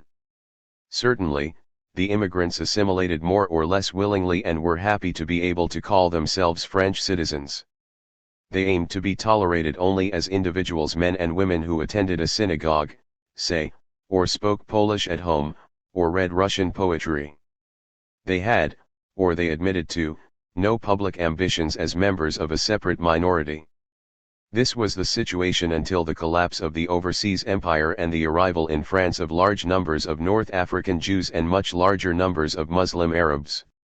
These groups, in part because of their size, and in part because of a changing ideological climate, began to test and then to challenge the republican ideal. They have cultures of their own that they want to preserve and reproduce. They are not as ready as their predecessors were to surrender their children to state schools devoted to Frenchification. Unlike Americanization, no such word is actually in use, so unself-conscious has the process been. 5. They want to be recognized as a group and to be allowed to act out their group identity in public. They want to be French citizens while living, as it were, alongside the French, and many of them are actively intolerant of fellow Jews or Arabs who aim at an old-style assimilation for themselves or their children. The immediate result is an uneasy standoff between Republican assimilationists, represented by the government, political parties of the left and right, the teachers' union, and so on, and the new immigrant groups, represented by elected or self-appointed leaders and militants. The Republicans seek to maintain a universal and uniform community of citizens, and they are tolerant of religious and ethnic diversity only so long as it is maintained in private or familial settings, the classic nation-state norm. The new immigrants, or many of them, seek some version of multiculturalism, though they are mostly not ready for the American version, where each culture is itself diversely constituted and internally conflicted. Perhaps what they are really looking for is something like the millet system the overseas empire re-established at home. Israel. Israel is an even more complex case than France, for it incorporates 3 of the 4 domestic regimes and the 4th was once proposed for it. A faction of the Zionist movement in the 1930s and 1940s argued for an Arab-Jewish consociation, a binational state. This plan proved impossible in practice because the central issue in dispute between Jews and Arabs was immigration policy. It was not a question of how to organize a regime of toleration, within what structures might Jews and Arabs most readily tolerate each other, but of who should be the participants in the regime, how many Jews and Arabs were there going to be. With regard to this latter question, the two groups could not find a common answer.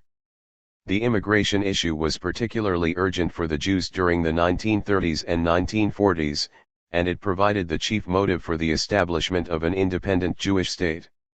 That state is obviously not a consociation. But it is deeply divided nonetheless, and it is divided in 3 different ways.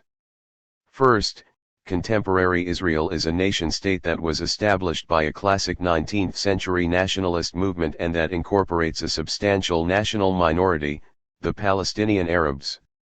Members of the minority are citizens of the state, but they do not find their history or culture mirrored in its public life.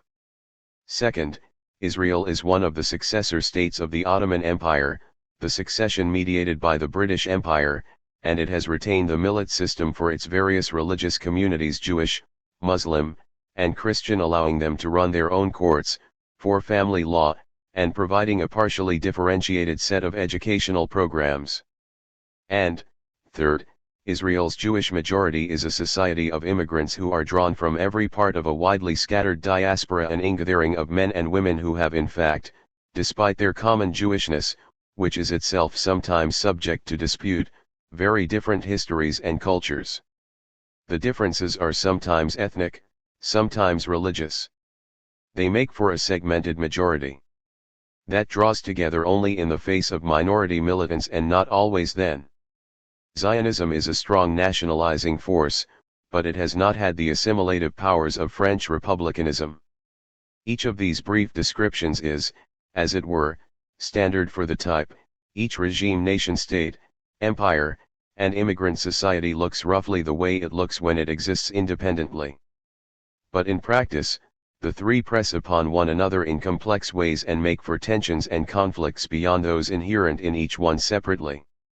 6. The millet system, for example, locks individuals into their religious communities, but these are not the natural or singular communities of all the citizens, and especially not of Jewish immigrants from Western Europe, the Americas, and the former Soviet Union, many of whom are radically secularized or religious in their own fashion. They experience the rabbinic courts as intolerant and oppressive, relics of some ancien regime they never knew. Somewhat similarly, the Arab minority experiences the Jewish immigrants as an affront and a threat, not only because they reinforce its minority status, but also because they dominate the political struggle for recognition and equal treatment. In contrast to the Arabs, these immigrants expect to find their history and culture mirrored in the public life of the Jewish state, but in fact many of them don't. Given their own diversity, they are led to demand a version of the state neutrality or multiculturalism characteristic of immigrant societies, which was not what the Zionist founders had in mind. But though these arrangements in principle include the Arabs, in practice they often do not, or they include them only in a formal sense, so that Arab schools, for example, do not receive their just proportion of state funds. 7. The effort to make mutual toleration work in the immigrant, or Jewish, context takes precedence over the effort to make the Jewish state fully tolerant of its Arab minority. Of course, this precedence is reinforced by the international conflict between Israel and its Arab neighbors, but it also reflects the difficult coexistence of the different regimes. Toleration is made harder in these circumstances by an uncertainty about its proper object, individuals or communities. And if the latter, should these communities be religious, national, or ethnic? Presumably the answers must be inclusive, all of the above. Were the international conflict to be resolved, toleration in this triply divided society might prove easier than in many cases of singular division, because it would move, as it were, in different directions and be mediated through different institutional structures. But this mediation presupposes a gradual revision of the structures, an adjustment of each to the others. What would this process require? Perhaps a multiplication of religious courts so as to reflect the actual divisions in the three communities. Perhaps some kind of local autonomy for Arab towns and villages. Perhaps a unified civics curriculum, which would teach the values of democracy, pluralism, and toleration and be imposed on all the different state-run schools, Arab and Jewish, secular and religious. The first of these suggestions would adjust the millet system to the immigrant society, the second would modify the nation-state in the interests of its national minority, the third would assert the claims of that same state in the style of the immigrant society, that is, in political or moral rather than national, religious, or ethnic terms. But it is equally easy to imagine Israel experiencing reiterated crises in each of its regimes and also along the borders where they interact. Canada. Canada is an immigrant society with several national minorities, the Aboriginal peoples and the French, that are also conquered nations.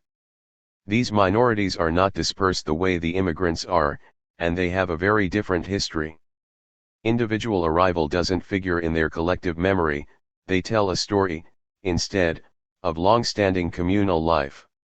They aspire to sustain that life, and they fear that it is unsustainable in the loosely organized, highly mobile, individualist society of the immigrants. Even strong multiculturalist policies are not likely to help minorities of this sort, for all such policies encourage only hyphenated identities, that is, fragmented identities, with each individual negotiating the hyphen, constructing some sort of unity for him or herself.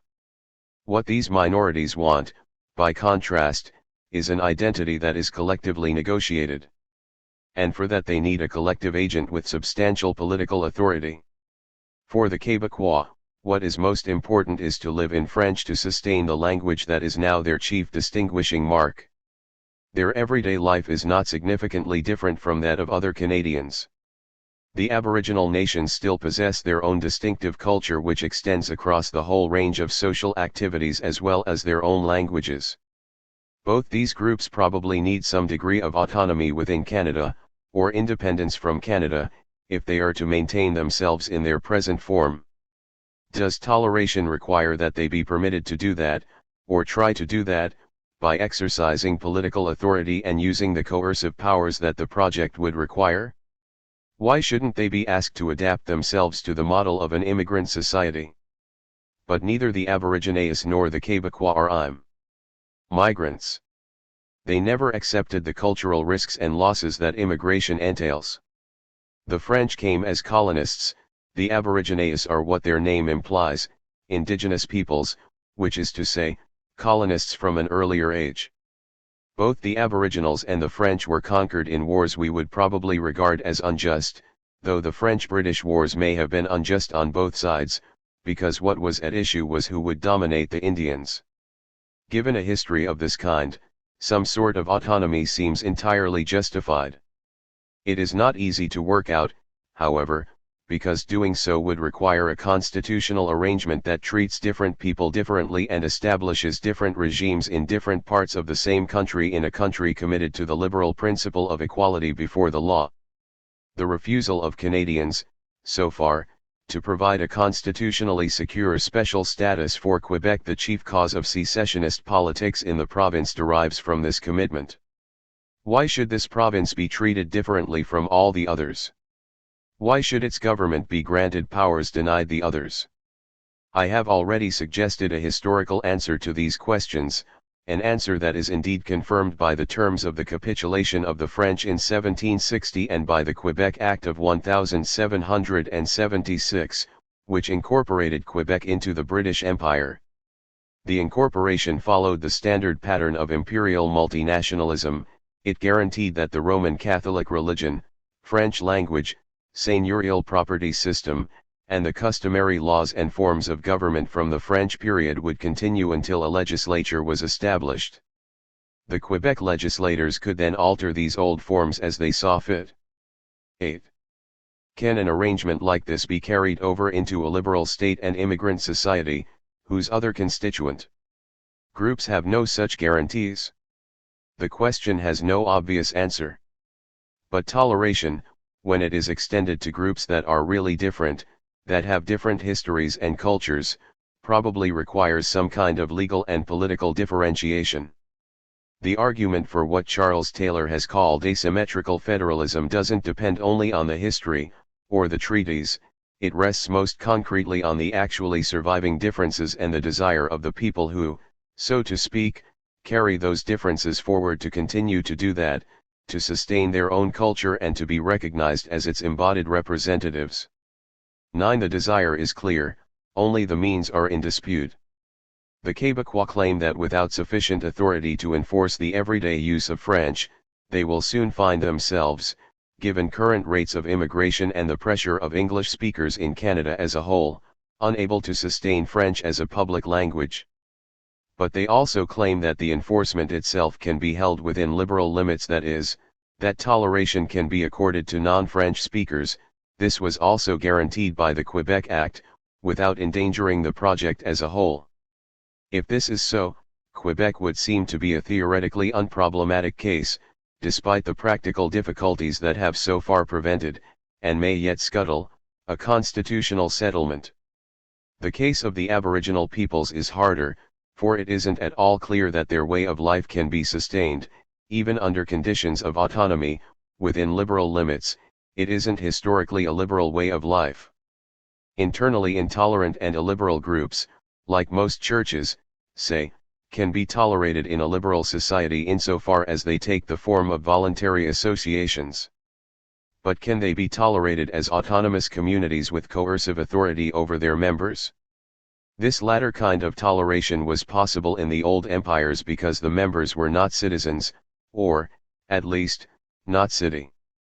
Zens in any strong sense of the term, hence the traditional leaders of the Aboriginal peoples can also refer themselves to treaties dating from the imperial age. But Aboriginals today are Canadian citizens, and the authority of their communities is limited by the higher law of Canada, the 1981 Charter of Rights and Freedoms, for example. Constitutional rights are limits on any collectivity. Their purpose is to empower individuals, and so they necessarily put the collective, in this case, the tribal, way of life at risk. Aboriginal culture is tolerated as the culture of a distinctive community, or set of communities, whose survival is only a standing possibility. There can be no guarantees. The communities are legally established, with recognized institutions, legitimate leaders, and available resources, all of which improve the odds of survival but provide no effective barriers against individual alienation and escape. The situation of the Aboriginals is thus different from that of Jews, Baptists, Lithuanians, or any other religious or immigrant community, for none of these is established or recognized in the same fashion. Because of their conquest and long subordination, the Aboriginal peoples are given, and should be given, more legal and political room to organize and enact their ancient culture. But the room still has windows and doors. It can't be closed off from the larger society, so long as its inhabitants are also citizens. Any of them can decide to leave and live outside or to campaign inside against established leaders and practices in the same way, now, as do Jews, Baptists, and Lithuanians. Aboriginal nations are tolerated as nations, but their members are, at the same time, tolerated as individuals who can revise or reject their national way of life. The two forms of toleration coexist, even though the details of the coexistence remain to be worked out, and its long-term viability is still uncertain. The European Community. I take the European Community as an example of a union of nation-states that isn't an empire or a consociation but something different from both and perhaps new in the world. Because it is still taking shape, its constitutional arrangements still disputed and uncertain, my account will be largely speculative. What forms might toleration take in the envisioned union? The European Community is not an empire, despite the charges of imperial ambition leveled against its officials in Brussels, because its constituent states will surrender only a part of their sovereign powers. Whatever the extent of the surrender turns out to be, the powers states retain will reach far beyond autonomy. And it isn't a consociation because of the number of states involved and, again, because of their near sovereignty. Why isn't the community then simply an alliance of sovereign states for some limited purpose? The long history of alliance politics, however, shows nothing quite like the economic coordination that its members intend. And there is another reason why this model doesn't fit the social charter to which the members have agreed. As it stands, the charter's stipulations are fairly weak, though they do decree, in addition to minimal standards for wages and the length of the work week, equality between men and women with regard to labor market opportunities and treatment at work. 10. These stipulations differ from similar ones in the International Bill of Rights promulgated by the United Nations. They aren't merely hortatory, but are meant to be enforced, even if the enforcement mechanism is at this moment unclear. In fact, there already exists a European Convention on Human Rights, one that has been judicially enforceable since the 1960s, and the Community's Charter has now been added to that. Imagine the two combined and expanded to a full set of negative and positive rights. I won't speculate here on the precise contents of the set. There would then be, perhaps there are already, practices tolerated in the member states, features of their political culture or long-standing social or economic arrangements, like gender inequality, that would not be tolerated in the new community. In some respects, as we will see, the European Community requires its members to be more tolerant, and tolerant in different ways, than they have been in the past. But the Charter, as I have imagined it, would establish a set of limits, and because these limits would be expressed in the language of rights, they would presumably dominate over all other rules and practices. This dominance would have significant entailments. It would shift the focus of political debate from legislatures to courts and semi-judicial administrative agencies, as it has to some extent done in the United States. it would increase the amount of litigation, and, most important, it would enhance the relative power of individuals vis-a-vis the nation-states or the ethnic or religious groups to which they belong. Whereas the old empires tolerated different legal cultures, the new community seems likely to establish, over time, and assuming its continued development, a single overarching law. At the same time, however, every member state will be more heterogeneous than it ever was before, in two senses. First, the community recognizes regions within states as legitimate objects of social and economic policy, and it is likely someday to recognize them as political subjects as well. This recognition will almost certainly enhance the position of territorially concentrated minorities like the Scots or the Basques. It has already raised their ambitions. But the long-term consequences of regionalism may well be countered by the second source of new heterogeneity, immigration, which will tend to break up regional ethnic concentrations. Community citizens already move across state frontiers much more freely than they did in the past, and they carry with them not only whatever newly transportable rights they have been granted, but also their old cultures and religions. Majority nations will thus soon find themselves living with minorities to whom they are not accustomed. Established national minorities will find themselves challenged by new groups with new ideas about the arrangements that toleration requires. The more people move around, the more the community as a whole will come to resemble an immigrant society, with a large number of geographically dispersed minorities who have no strong connection to a particular piece of territory. The member states, of course, will still be nation states. No one expects the Dutch or the Danes, say, to take in so many immigrants that they become a minority, one group among many, in their own country. Nonetheless, the states will be bound to tolerate newcomers, who won't all be Europeans, because any immigrant naturalized in one member state is admissible to all the others, whom they have not chosen for admission. They will make their own peace with these newcomers and with their cultural and religious practices, family arrangements, and political values, subject, always, to the social charter, which may or may not produce a common regime of toleration, depending on its eventual extent and enforcement. Similarly, the newcomers will make their own peace with the political culture of their new country. No doubt different groups will seek different arrangements, despite the individualizing pressures that are felt in all immigrant societies. Some of them will certainly seek corporatist arrangements. But these are unlikely to be acceptable to the host states, except in highly modified versions adjusted to the basic nation-state pattern of the voluntary association.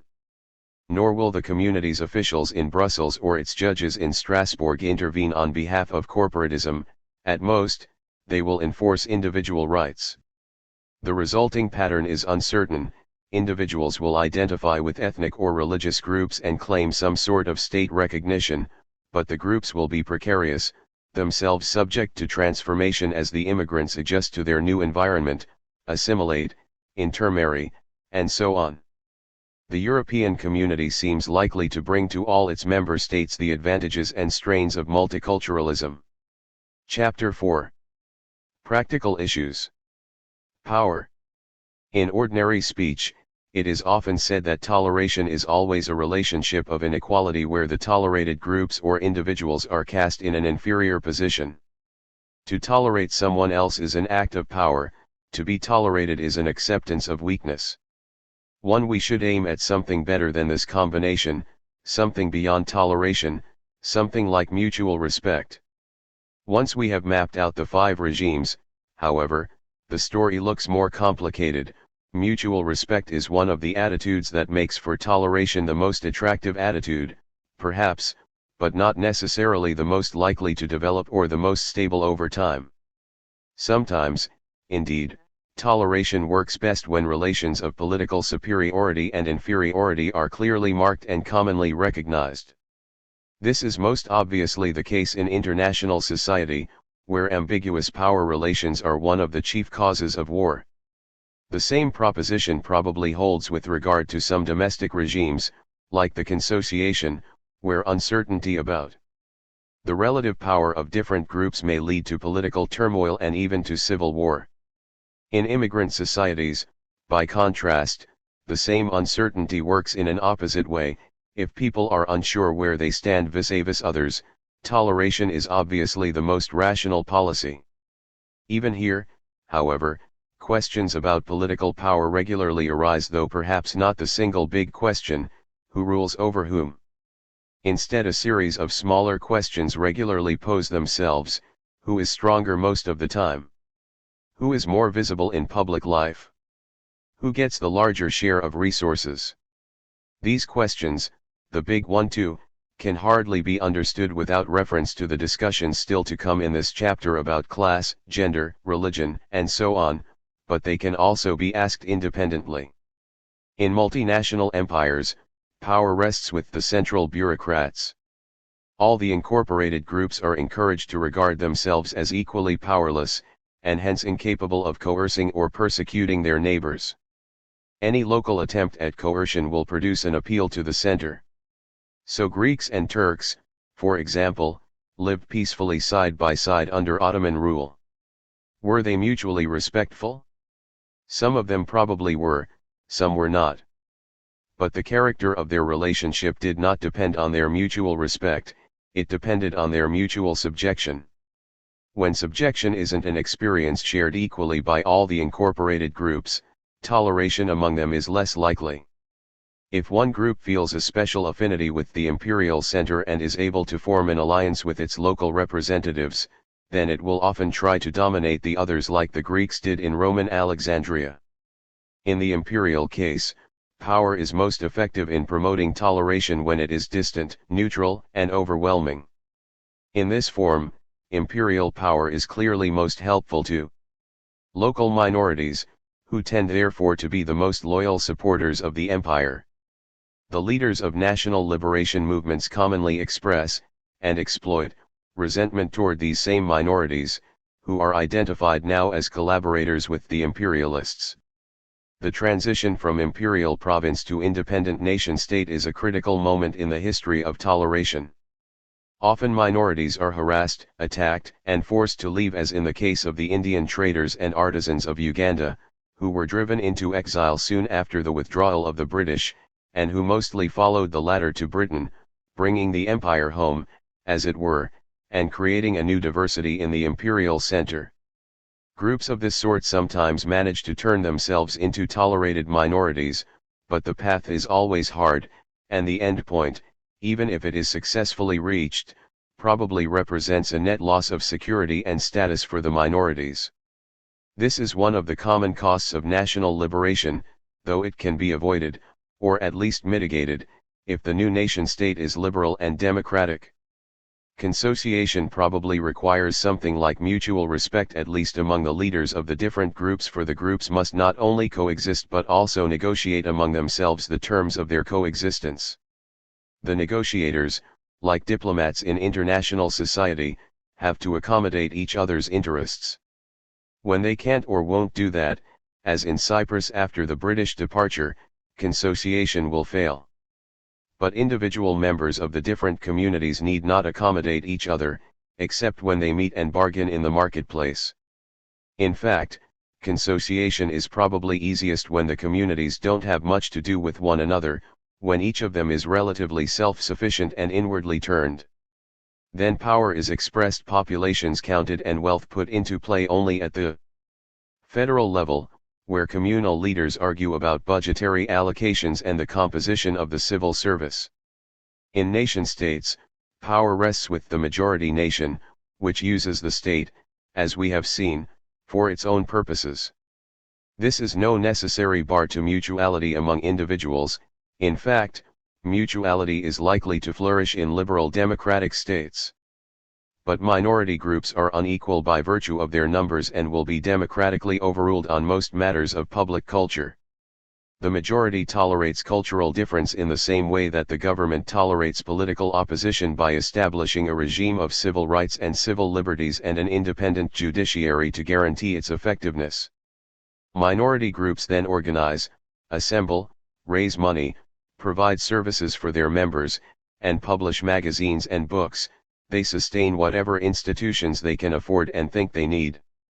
The stronger their internal life and the more differentiated their culture is from that of the majority, the less they are likely to resent the absence from the public sphere of any representations of their own beliefs and practices.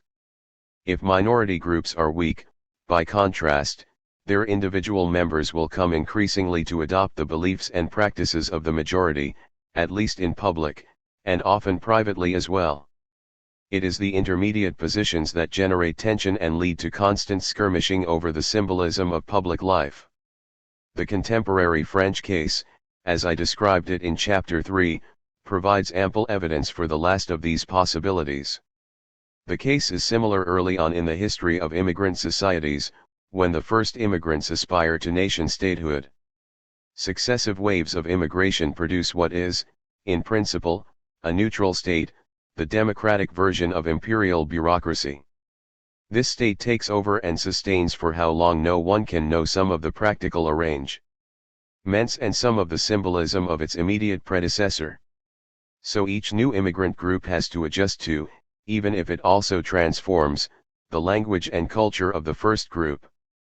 But the state claims to be above the fray, with no interest in directing the course of these transformations.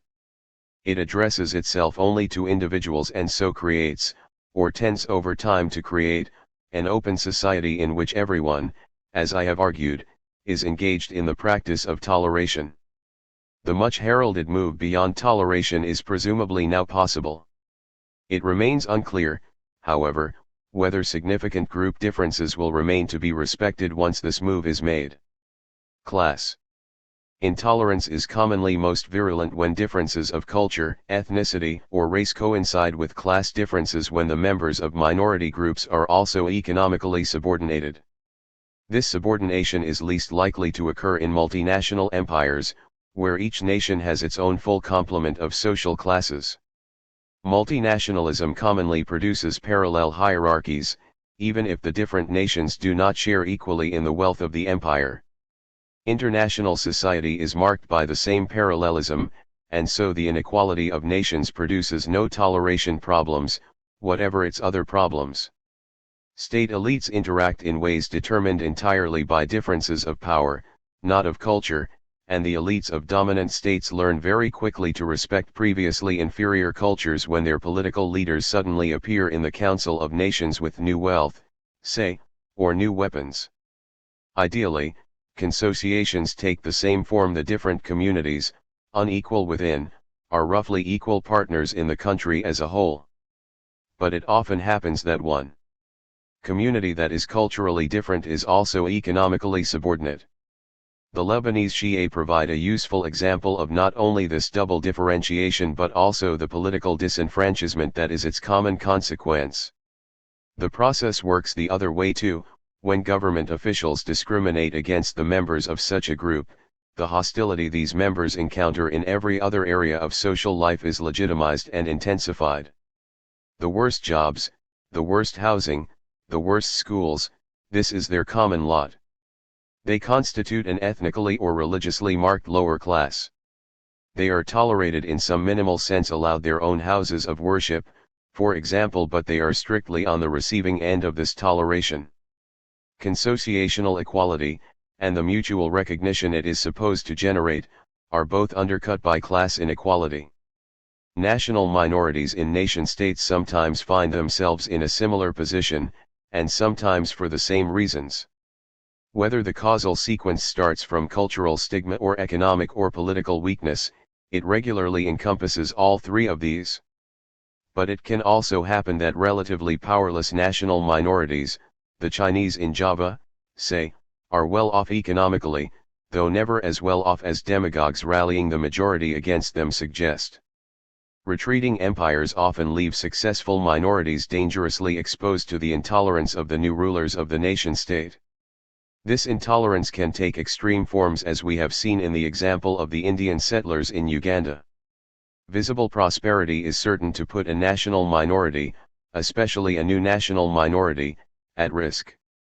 Invisible poverty, by contrast, brings less danger but greater misery, making for radical non-recognition and a kind of automatic, unreflective discrimination. Consider the invisible men and women of minority groups, or lower castes, who provide society's street cleaners, garbage collectors, dishwashers, hospital orderlies, and so on, whose presence is simply taken for granted and who are rarely looked in the eye or engaged in conversation by members of the majority. Immigrant societies regularly include groups of this sort, the newest immigrants from poorer countries, for example, who bring their poverty with them. But long-lasting poverty and cultural stigma are less often the lot of immigrants, who are, after all, the paradigmatic members of an immigrant society, than of conquered indigenous peoples and coercively imported groups like the black slaves and their descendants in the Americas. Here the most radical kind of political subordination goes along with the most radical kind of economic subordination, with racial intolerance playing an important role in both cases. The combination of political weakness, poverty, and racial stigma poses enormously difficult problems for the regime of toleration that the immigrant society is supposed to be.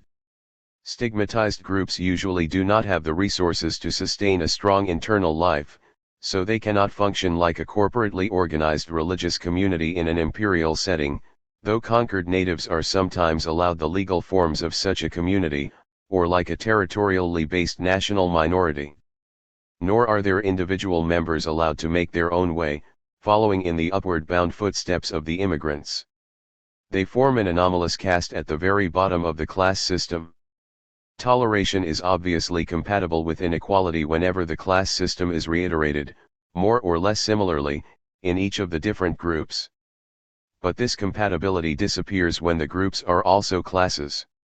An ethnic or religious group that constitutes society's lumpen proletariat or underclass is virtually certain to be the focus of extreme intolerance, not, indeed, of massacre or expulsion, for the members of such groups often play an economically useful role that no one else wants to take on, but of daily discrimination, rejection, and debasement. Other people are, no doubt, resigned to their presence, but this is not the kind of resignation that counts as tolerance because it goes along with a wish for their invisibility. 2. In principle, one could teach respect for people of the underclass and their roles as well as a wider toleration for all sorts of people doing all kinds of work, including hard and dirty work. In practice, neither specific respect nor wider toleration is likely unless the connection between class and group is broken. The purpose of affirmative action or reverse discrimination in the admission of students to universities, the selection of civil servants, and the allocation of government funds is to break this link between class and group. None of these efforts are egalitarian so far as individuals are concerned, individuals are merely moved up or down the hierarchy. Affirmative action is egalitarian only at the group level, where it aims to produce similar hierarchies by supplying the missing upper, professional, or middle class to the most subordinate groups. If the social profile of all the groups is more or less the same, cultural difference is more likely to be accepted. This proposition doesn't hold in cases of severe national conflict, but where pluralism already exists, as in consociations and immigrant societies, it seems plausible. At the same time, the experience of the United States suggests that privileging the members of subordinate groups, whatever its useful long-term consequences, reinforces intolerance in the short term. It causes real injustice to particular individuals, usually members of the next most subordinate groups, and it breeds politically dangerous resentments. It may well be the case, then, that wider tolerance in pluralist societies requires a wider egalitarianism. The key to success in these regimes of toleration may not be or may not only be the reiteration of hierarchy in each group, but also the reduction of hierarchy across the society as a whole. 3. Gender. Questions about family arrangements, gender roles, and sexual behavior are among the most divisive in all contemporary societies. It is a mistake to think that the divisiveness is entirely new. Polygamy, concubinage, ritual prostitution, the seclusion of women, circumcision, and homosexuality have been argued about for millennia. Cultures and religions have marked themselves off by their distinctive practices in these matters and then have criticized the practices of the others. But a virtually universal male domination set limits to what could be argued about, and who could join the argument. Today, widely accepted ideas about equality and human rights call those limits into question. Everything now is open to debate, and every culture and religion is subject to a new critical scrutiny. This sometimes makes for toleration, but sometimes, obviously, for its opposite. The theoretical and practical line between the tolerable and the intolerable is most likely to be fought over and eventually drawn here, with reference to what I will call, summarily, questions of gender. The great multinational empires commonly left these questions to their constituent communities. Gender was taken to be an inherently internal affair. It didn't, or it was not supposed to, involve any kind of communal interaction. Strange commercial customs were not tolerated in the common markets, but family law, private law, was left entirely to the traditional religious authorities or the male elders. Customary practice was also in their hands. Imperial officials were unlikely to intervene. Consider the extraordinary reluctance with which the British finally, in 1829, banned the sati, the self-immolation of a Hindu widow on her husband's funeral pyre, in their Indian states. For many years, the East India Company and then the British government tolerated the practice because of what a 20th century historian calls their declared intention of respecting both Hindu and Muslim beliefs and allowing the free exercise of religious rights. Even Muslim rulers, who had, according to this same historian, no respect whatsoever for Hindu beliefs, made only sporadic and half-hearted efforts to suppress the practice. For imperial toleration extends, then, as far as the sati, which given British accounts of what the practice actually involved is pretty far. It is at least conceivable that consociational arrangements might produce a similar toleration, if the power of the joined communities was in near balance and the leaders of one of them were strongly committed to this or that customary practice. A nation-state, however, where power is by definition unbalanced, would not tolerate customs like the sati among a national or religious minority. Nor is toleration at that reach likely in an immigrant society, where each of the groups is a minority relative to all the others. The case of the Mormons in the United States suggests that deviant practices like polygamy won't be tolerated even when they are wholly internal, when they involve only domestic life. In these last two cases, the state grants equal citizenship to all its members including Hindu widows and Mormon wives and enforces a single law. There are no communal courts, the whole country is one jurisdiction within which state officials are bound to stop a sati in progress in exactly the same way that they are bound to stop a suicide attempt if they possibly can. And if the sati is coercively assisted, as in fact it often was, the officials have to treat the coercion as murder. There are no religious or cultural excuses. That, at least, is what follows from the nation-state and immigrant society models as I have described them. But reality sometimes lags behind, as with another ritual practice involving women's bodies, genital mutilation or, more neutrally, clitoridectomy and infibulation.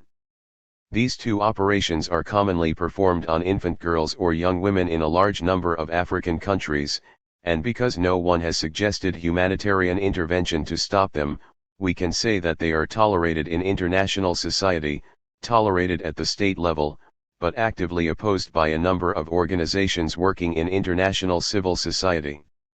The operations are also performed in African immigrant communities in Europe and North America. They have been specifically outlawed in Sweden, Switzerland, and Great Britain, though without any serious effort to enforce the ban. In France, the classic nation-state, which is now also, as we have seen, an immigrant society, some 23,000 girls were said to be at risk in the mid-1980s. How many of these were actually operated on is unclear. But there have been a number of highly publicized trials, under a general law against mutilation, of the women who perform the operations and of the mothers of the girls. The women have been convicted, and their sentences then suspended. In effect, the practice, as of the mid-1990s, is condemned publicly but tolerated in fact. 5. The argument for toleration has to do with respecting cultural diversity, a diversity conceived, as in the standard nation-state model, to follow from the choices of stereotypical members of a cultural community. Thus a 1989 petition against criminalizing what the French call excision, demanding a penal sentence for a custom that does not threaten the republican order and that there is no reason not to assign to the sphere of private choice, like circumcision, would demonstrate an intolerance that can only create more human drama than it claims to avoid, and that manifests a singularly narrow conception of democracy. 6. As with the suttee, it is important to get the description right. Clitoridectomy and infibulation are comparable. Not to the removal of the foreskin but to the removal of the penis. 7. And it is hard to imagine circumcision in that form being treated as a matter of private choice. In any case, the infant girls are not volunteers. And the French state, one would think, owes them the protection of its laws. Some of them are citizens, and most of them will be the mothers of citizens. They are in any case residents of France and future participants in the social and economic life of the country, and although they may remain wholly confined within the immigrant community, they also, this is the advantage of living in France, may not. With regard to individuals like that, toleration surely should not extend to ritual mutilation, any more than it does to ritual suicide. Cultural diversity at that extreme is only protected against interference when boundaries are much more firmly drawn than they are or can be drawn in nation-states or immigrant societies. 8. In other sorts of cases, where the moral values of the larger community, the national majority or the coalition of minorities are not so directly challenged, the excuse of religious or cultural difference, and private choice, may be accepted, diversity respected, and non-standard gender practices tolerated. Thus the case of narrowly constituted or sectarian minorities like the American Amish or the Hasidim, to whom state authorities are sometimes ready to offer, or the courts to mediate, one or another compromise arrangement, the separation of the sexes in school buses and even in classrooms, for example. But similar concessions won't so readily be offered to larger, more powerful, and more threatening groups even in relatively minor cases, and the standing compromises can always be challenged by any sect or group member who claims her citizen rights.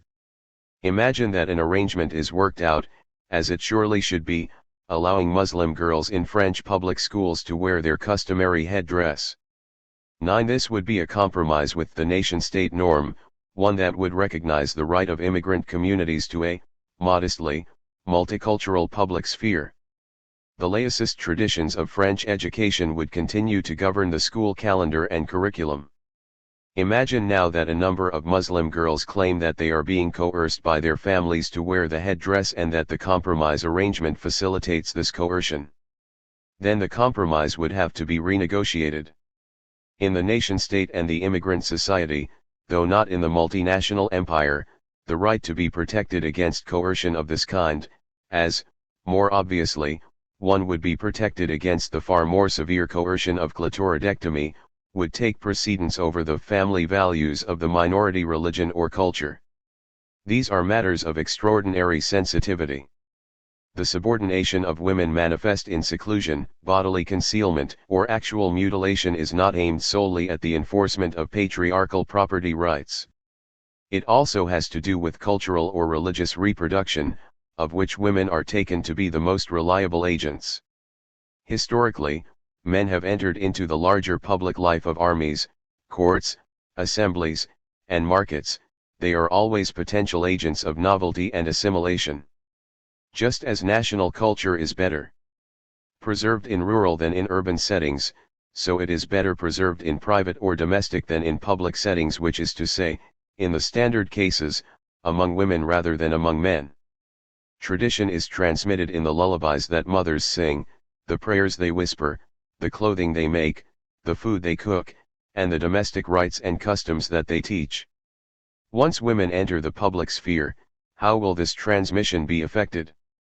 It is because education is the first point of entry that questions like the wearing of traditional headdress in public schools are so fiercely contested.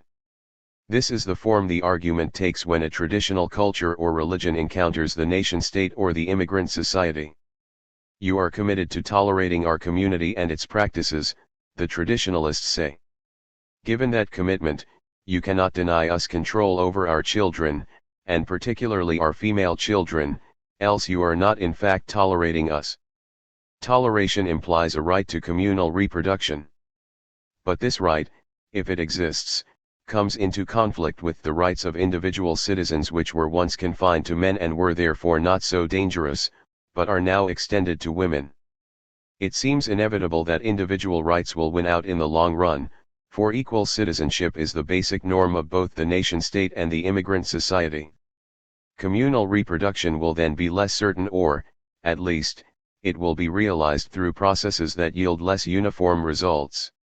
Traditionalists will have to learn a toleration of their own for different versions of their own culture or religion. But before that lesson is learned, we can expect a long series of fundamentalist reactions that are focused most often on questions of gender. The abortion wars in the United States today suggest the character of this reactionary politics. From the fundamentalist side, the moral issue is whether society will tolerate the murder of infants in the womb.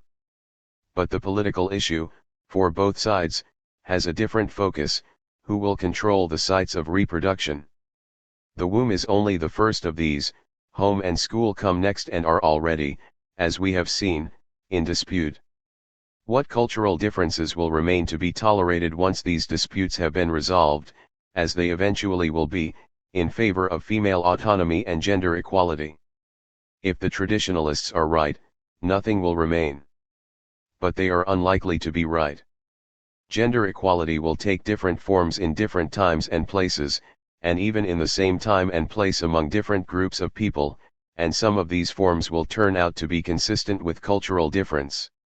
It may even happen that men will play a larger role in sustaining and reproducing the cultures they claim to value. Religion. Most people in the United States, in the West generally, believe that religious toleration is easy. They read about religious wars near to home, in Ireland and Bosnia, or far away, in the Middle East or Southeast Asia, with incomprehension. Religion in those places must be contaminated by ethnicity or nationalism, or it must take some extreme, fanatical, and therefore, as we understand things, unusual form. For haven't we proved that freedom of worship, voluntary association, and political neutrality work together to reduce the stakes of religious difference? Don't these tenets of American pluralism encourage mutual forbearance and make for a happy coexistence? We allow individuals to believe what they want to believe, to join freely with fellow believers, to attend the church of their choice or to disbelieve what they want to disbelieve, to stay away from the church of their choice, and so on. What more could anyone want? Isn't this the model of a toleration regime? In fact, of course, there are other actual or possible regimes. The Millet system was specifically designed for religious communities, and consociations commonly bring together different religious or ethnic groups. But the toleration of individual believers, as this was first worked out in England in the 17th century and then carried across the Atlantic, is the dominant model today. And so it is necessary to look closely at some of its complications. I want to consider two issues of historical and contemporary importance. First, the persistence at the margins of modern nation-states and immigrant societies of religious groups that demand recognition for the group itself rather than for its individual members, and second, the persistence of demands for religious tolerance and intolerance that extend beyond association and worship to a great variety of other social practices. One reason that toleration works so easily in countries like the United States is that the churches and congregations that individuals form, whatever their theological disagreements, are, mostly, very much like one another. 17th century toleration was first of all a mutual accommodation of Protestants. And in the United States, after an early effort to establish a holy commonwealth in Massachusetts, the expanding toleration regime tended to Protestantize the groups that it included. American Catholics and Jews gradually came to look less and less like Catholics and Jews in other countries, communal control weakened, clerics spoke with less authority, individuals asserted their religious independence, drifted away from the community, and intermarried. Vociferous tendencies well known from the first days of the Reformation became a general feature of American religious life. Toleration accommodated difference, but it also produced among the different groups a pattern of accommodation to the Protestant model that made coexistence easier than it might have been. Some groups, however, resisted Protestant sects determined to escape the dissidence of dissent, the ground, so to speak, in which they had originally taken root, and orthodox factions within the traditional religious communities. I will continue to refer to the examples of each mentioned earlier, the American Amish and the Hasidim. The Toleration regime accommodated these groups too, though only at the margins. It permitted them their isolation, and it compromised with them on critical questions like public schooling. The Amish, for example, were for a long time permitted to educate their children at home, when they were finally required, first by the state of Pennsylvania and then by the Supreme Court, with reference to a Wisconsin case, to send the children to public schools. They were allowed to withdraw them at an earlier age than that stipulated in the law. 10. In principle, what was tolerated was a series of individual choices, made in successive generations, to join the Amish congregations and to worship in the Amish manner. In practice, it was the Amish community as a whole and its coercive control of its own children, which was only partly mitigated by public schooling, that was, and is, the real object of toleration. For the sake of this kind of toleration, we allow Amish children to receive less of an education in citizenship than we require of American children generally. The arrangement is justified in part by the marginality of the Amish, and in part by their embrace of marginality, their deep commitment not to live anywhere except on the margins of American society and not to seek any influence beyond them.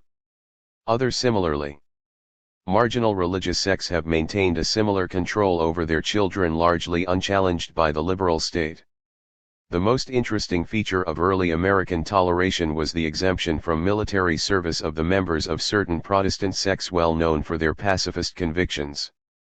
11. Today, conscientious objection is an individual right, though the sign of conscientiousness that the political authorities are most ready to recognize is membership in those same sects. In its origins, however, objection was effectively a group right. Indeed, claims of conscience over a wide range of social issues, the refusal of oaths, of jury service, of public schooling, of taxes, the demand for polygamous marriage, animal sacrifice, ritual drug use, and so on gain whatever legitimacy they have, even today, because they are religious practices, features of a collective way of life. These practices would have no legitimacy at all if they were put forward on a purely individual basis, even if the individuals insisted that their understanding of what they ought to do, or not to do, was a co-knowledge, conscience, shared between each of them and his or her God. Minority religious practices and prohibitions, beyond association and worship, are tolerated or not depending on their visibility or notoriety and the degree of outrage they arouse in the majority. A great variety of practical accommodations are available in both nation-states and immigrant societies. Men and women who tell the authorities that their religion requires them to do this or that may well be permitted to do it, even if no one else is, especially if they do it quietly. And communal leaders who tell the authorities that their coercive power is necessary to the survival of the community may well be permitted to exercise that power, subject to certain liberal constraints. But pressure is steady, if only intermittently forceful, toward the individualist model, the community conceived as a free assembly, entrances and exits open, with little claim and little capacity to shape the everyday life of the participants. At the same time, this regime of toleration is under pressure in the contemporary United States from groups within the Christian majority who have no quarrel with the freedom of assembly or worship but fear the loss of social control. They are prepared to tolerate minority religions, they are advocates, therefore, of religious liberty, but they have no tolerance for personal liberty outside the house of worship. If sectarian communities aim to control the behavior of their own people, the more extreme members of religious majorities aim to control everyone's behavior in the name of a supposedly common, Judeo-Christian, say, tradition, of family values, or of their own certainties about what is right and wrong. This is surely an example of religious intolerance. It is a sign of the partial success of the regime of toleration, however, that antagonism is not directed against particular minority religions but rather against the ambience of freedom that the regime as a whole creates.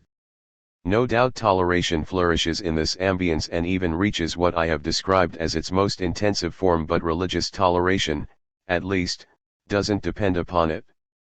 Extensive restrictions on personal freedom such as a ban on abortion, the censorship of books and magazines, or of texts in cyberspace, discrimination against homosexuals, the exclusion of women from certain occupations, and so on, even if they are the products of religious intolerance, are entirely compatible with religious toleration, that is, with the existence of many different churches and congregations whose members worship freely in many different ways.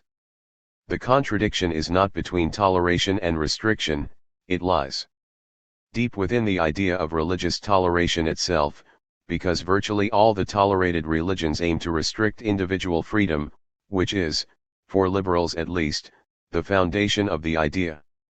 Most religions are organized to control behavior. When we require them to give up this aim, or to give up the means necessary to its achievement, we are requiring a transformation whose end product we cannot yet describe. Entirely free religious communities already exist, of course, but they don't seem satisfying to all, perhaps not even to most, believers. Hence the recurrence of sectarian and cultic religiosity and of fundamentalist theologies, which challenge the prevailing regime of toleration. Assuming that the challenges are overcome, the same assumption that I have made in previous sections, what then? What will be the staying power and organizational strength of a purely voluntary faith? Education. Schools have already figured significantly in this essay, most particularly in the discussion of gender and cultural reproduction.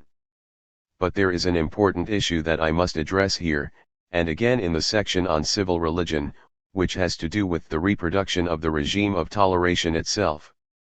Doesn't the regime have to teach all of its children, whatever their group memberships, the value of its own constitutional arrangements and the virtues of its founders, heroes, and current leaders? And won't that teaching, which is more or less unitary in character, interfere with or at least compete with the socialization of children into the various cultural communities?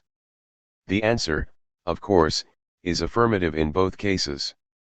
All domestic regimes have to teach their own values and virtues, and this teaching is certainly competitive with whatever else children are taught by their parents or in their communities.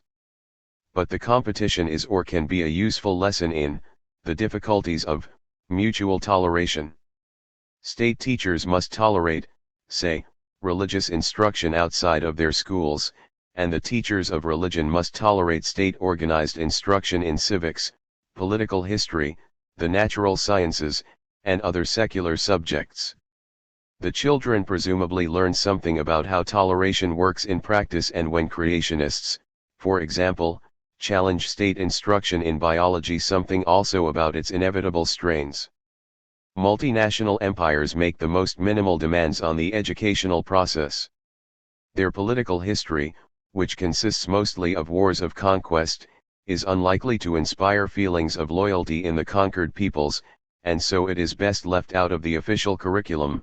It is more likely to figure in communal stories of heroism in defeat. Loyalty to the emperor, portrayed as emperor of all his peoples, is more often taught. The emperor, rather than the empire, is the focus of official education, for the latter often has a clear national character, whereas the individual leaders can at least pretend to rise above their national origin. Sometimes, indeed, they aim at radical transcendence, deification, which frees them from any particularist identity. But it is nonetheless an example of religious intolerance when the deified emperor demands to be worshipped by his subjects, like those Roman rulers who tried to bring statues of themselves into the temple in Jerusalem. The school is a better venue for the imperial image, which can look benignly down upon children studying anything at all, in any language, under any local or communal auspices. Consociations can also teach a minimalist curriculum, one that is focused on an often sanitized history of communal coexistence and cooperation, and on the institutions through which these are realized. The longer the coexistence has lasted, the more likely it is that the common political identity will have taken on cultural content of its own, as Swiss identity clearly has done, and will have become fully competitive with the identities of the different communities. Still, what is taught, in principle at least, is a political history in which these communities have a recognized and equal place. The case is very different, obviously, in nation-states with national minorities, where one community is privileged over all others. This kind of regime is far more centralized than our empires and consociations, and so it has a greater need, particularly if it is democratically organized, for citizens, men and women who are loyal, engaged, competent, and familiar with the style, as it were, of the dominant nation. State schools will aim to produce citizens of this kind. Thus Arabs in France, for example, will be taught to be loyal to the French state, engaged in French politics, competent in the practices and expressive modes of French political culture, and knowledgeable about French political history and institutional structures. By and large, Arab parents and children seem to accept these educational aims. They have sought, as we have seen, to assert their Arab or Muslim commitment only through the symbolism of dress, not to alter the curriculum. They are, or they seem to be, content to sustain their own culture in non-state schools, in religious settings, and at home. But French citizenship is a weighty matter, with resonance far beyond the narrowly political sphere. Its integrative and assimilative power has been demonstrated over many years and must appear to many parents, if not to their children, as a cultural threat. The more countries like France become, like, immigrant societies, the more this threat will be resisted. What form that resistance is likely to take can be seen in the curricular wars of an immigrant society like the United States. Here children are taught that they are individual citizens of a pluralist and tolerant society where what is tolerated is their own choice of cultural membership and identity. Most of them, of course, are already identified, because of the choices of their parents or, as in the case of racial identities, because of their location in a social system of differentiation. But they are, as Americans, entitled to make further choices and required to tolerate the existing identities and the further choices of their fellows. This freedom and this toleration constitute what we can call American liberalism. The schools teach children from all of America's ethnic, religious, and racial groups to be liberal in this sense, and so to be Americans, much as children in French schools are taught to be Republican and therefore French. But American liberalism is culturally neutral in a way that French republicanism cannot be. This difference seems to fit the two political doctrines. Republicanism, as Rousseau taught, requires a strong cultural base to sustain high levels of participation among the citizens.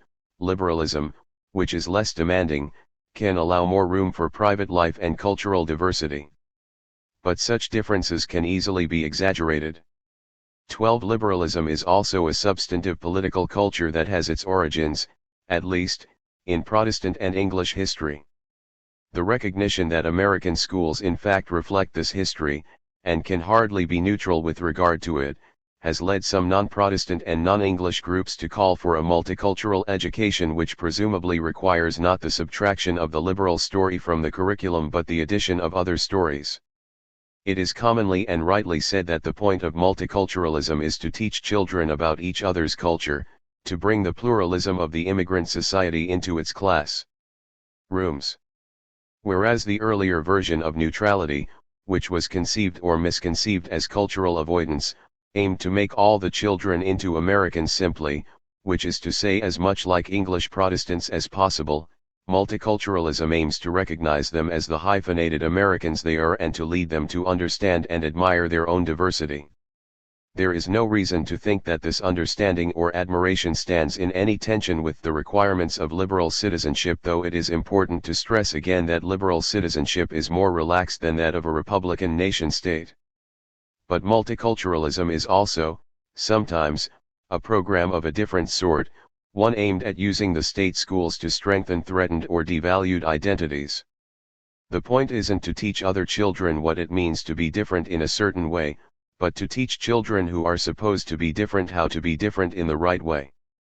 Hence the program is illiberal, at least in the sense that it reinforces established or presumed identities and has nothing to do with mutuality or individual choice. It probably also entails some form of educational separation, as in the theory and practice of Afrocentrism, which is a way of providing for black children in the state schools what the church provides for Catholic children in private schools. Now pluralism exists only in the system as a whole, not in the experience of each child, and the state must step in to compel the various schools to teach, whatever else they teach, the values of American liberalism. The Catholic example suggests that an immigrant society can make do with this arrangement, at least as long as the bulk of its school children are in mixed classrooms. Whether liberal politics could be sustained if all children received some version, their own version, of a Catholic parochial or Afrocentric education is more doubt. Full success would then depend on the effects of education outside the school, the everyday experience of mass communication, work, and political activity. Civil religion. Think of what is taught in state schools about the values and virtues of the state itself as the secular revelation of a civil religion. The term is Rousseau's. 13. Except in the case of the deified emperor, this revelation is religious mostly by analogy, but the analogy is worth pursuing. For here, as the school example makes clear, is a religion that can't be separated from the state. It is the very creed of the state, crucial to its reproduction and stability over time. Civil religion consists of the full set of political doctrines, historical narratives, exemplary figures, celebratory occasions, and memorial rituals through which the state impresses itself on the minds of its members, especially its youngest or newest members. How can there be more than one such set for each state? Surely civil religions can tolerate each other only in international society, not within a single domestic regime. In fact, however, civil religion often makes for intolerance in international society by encouraging parochial pride about life on this side of the border and suspicion or anxiety about life on the other side.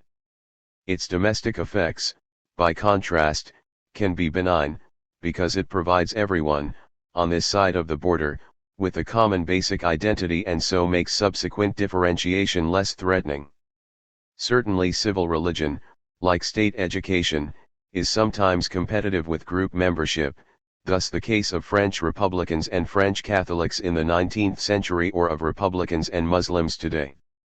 But because civil religions commonly have no theology, they can also be accommodating of difference, even or especially of religious difference.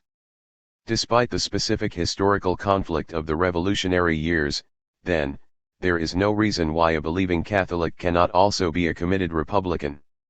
Toleration is most likely to work well when the civil religion is least like a religion.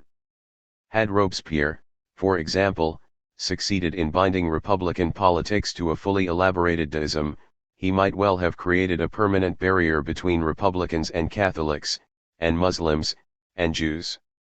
But his failure is emblematic. Political creeds take on the baggage of genuine religious belief at their peril.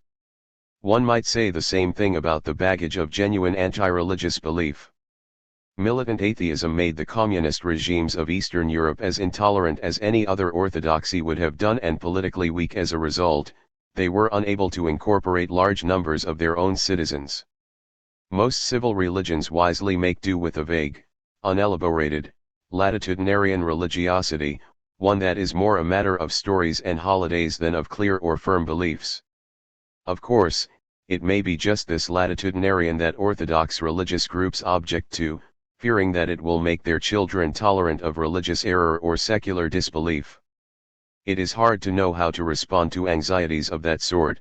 One hopes that they are justified and that the public schools and the stories and holidays of the civil religion will have exactly the effects that orthodox parents fear. Parents are free to pull their children out of the public schools and to escape the civil religion through one or another form of sectarian isolation. But it makes no sense to argue that respect for diversity bars an immigrant society like the United States from teaching respect for diversity. And it is certainly a legitimate form of such a liberal education to tell stories about the history of diversity and to celebrate its great occasions. 14. In nation-states, the stories and celebrations will be of a different sort. They will come out of, and teach the value of, the historical experience of the majority nation. So the civil religion makes further differentiation possible within the majority along religious, regional, and class lines, but provides no bridge to minority groups. Instead, it sets the standard for individual assimilation. It suggests, for example, that to become French you have to be able to imagine that your ancestors stormed the Bastille, or, at least, that they would have done so had they been in Paris at the right time. But a national minority with a civil religion of its own can still be tolerated, so long as the rites are celebrated privately. And its members can become citizens, can learn the ways of, say, French political culture, without any imaginative investment in Frenchness. The common identity fostered by a civil religion is especially important in immigrant societies where identities are otherwise so diverse. In multinational empires, obviously, identities are even more diverse, but there, beyond the unifying figure of the emperor and the common allegiance he claims, commonality is less important. Contemporary immigrant societies are also democratic states, and they are dependent for their political health on some degree, at least, of commitment and activism among their citizens. But if the local civil religion is to enhance and celebrate these qualities, it must accommodate not only other religions but also other civil religions.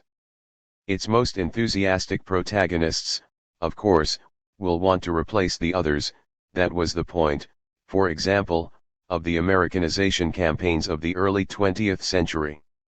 And perhaps, indeed, that will be the long-term effect of the American experience.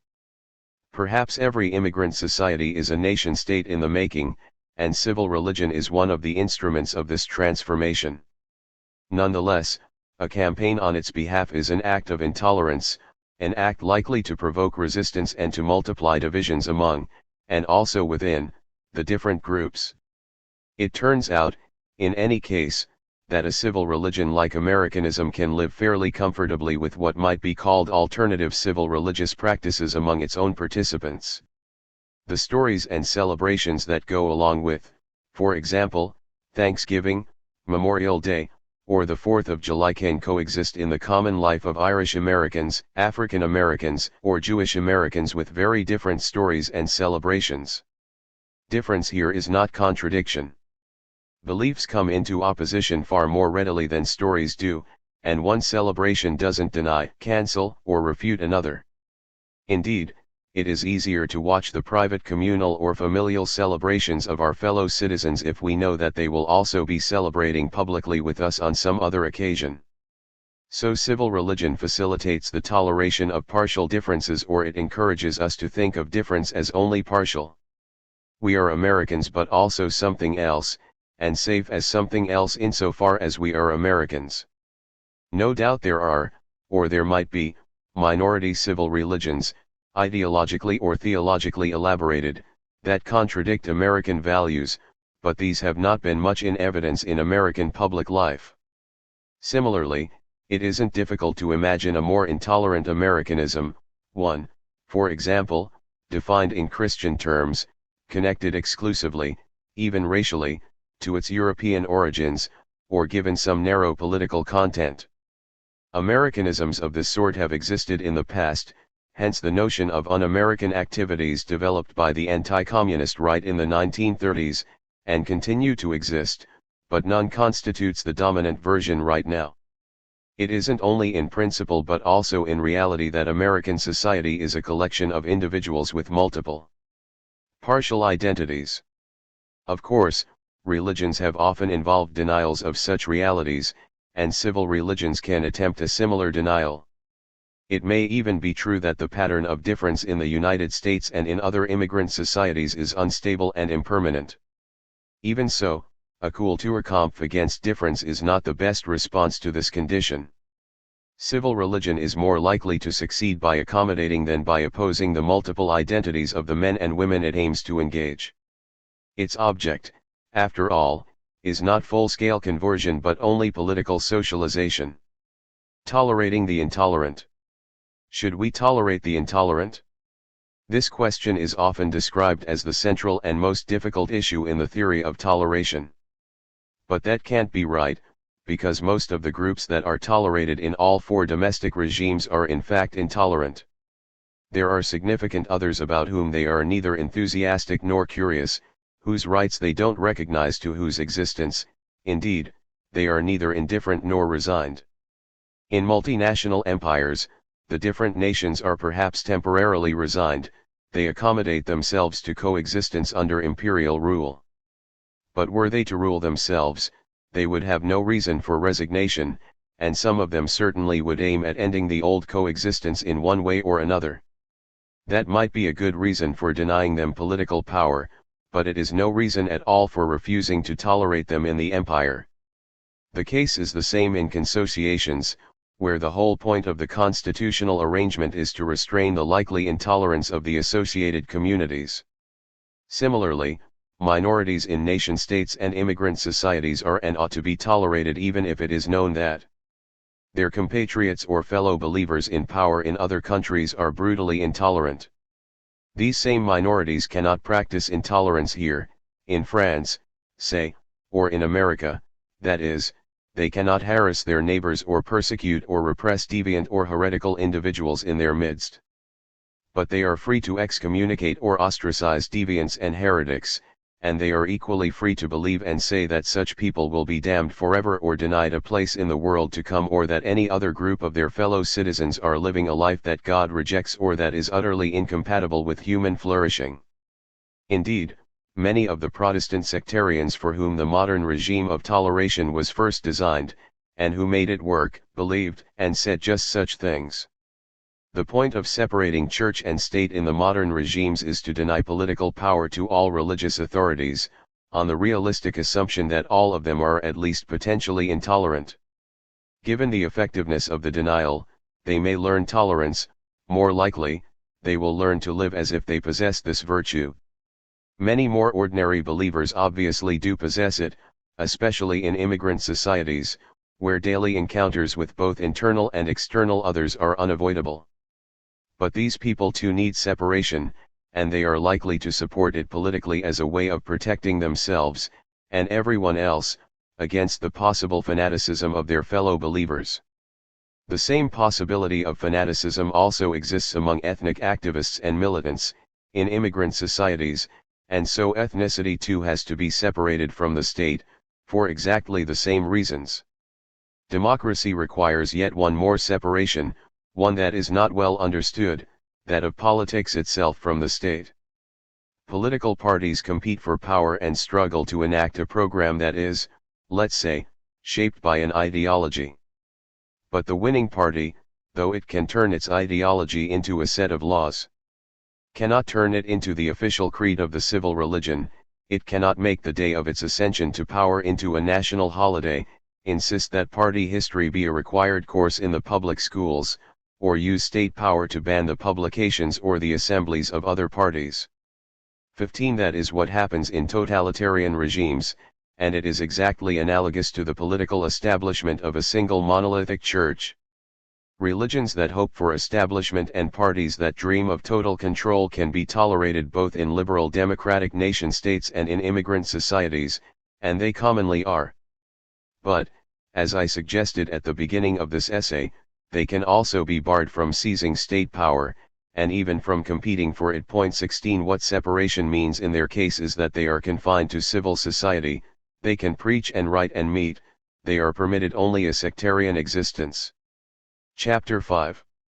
Modern and Postmodern Toleration. The modern projects. I have explored some of the limits of toleration, but I haven't yet discussed regimes of intolerance, which is what many empires, nation-states, and immigrant societies actually are. In these regimes, the toleration of difference is replaced by a drive toward unity and singularity. The imperial center aims to create something more like a nation-state, thus the Russification campaigns of 19th-century czars. Or the nation-state intensifies pressure on minorities and immigrants, assimilate or leave. Or the immigrant society heats up its melting pot, looking to forge a new nationality, usually shaped in the mold of some earlier settler or immigrant group. Americanization in the United States in the early 20th century is the example I have used for this latter project, which is in fact an effort to bring in immigrants without incorporating difference. Efforts of this sort sometimes succeed in obliterating cultural and religious differences, but sometimes, when they stop short of severe persecution, they serve in fact to reinforce them. They mark off the members of minority groups, discriminate against them because of their membership, compel them to rely on one another, forge intense solidarities. Nonetheless, neither the leaders of such minority groups nor their most committed members would choose a regime of intolerance. When given the opportunity, they will seek some form of individual or collective toleration, assimilation one by one into the body of citizens or recognition for their group in domestic or international society, with a degree of self-rule, regional or functional autonomy, consociation, or sovereign statehood. We might think of these two forms of toleration, individual assimilation and group recognition, as the central projects of modern democratic politics. They are standardly conceived in mutually exclusive terms: either individuals or groups will be liberated from persecution and invisibility, and individuals will be liberated only insofar as they abandon their groups. I have already quoted Sartre's account of this latter position, which has its origin in the French Revolution. The revolutionaries aimed first to free the individual from the old corporate communities and to establish him, and, later, her, within a circle of rights, and then they aimed to teach these rights-bearing men, and women, their citizenly duties.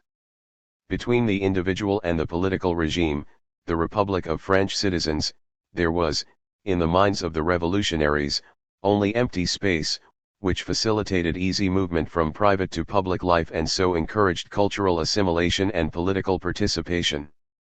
Post-revolutionary liberals and Democrats slowly came to value the intermediate associations that actually fill this space, both as expressions of individual interests and beliefs and as schools of democracy. But these same associations also provide a kind of home for national minorities, where collective identity can be cultivated and pressures to assimilate resisted.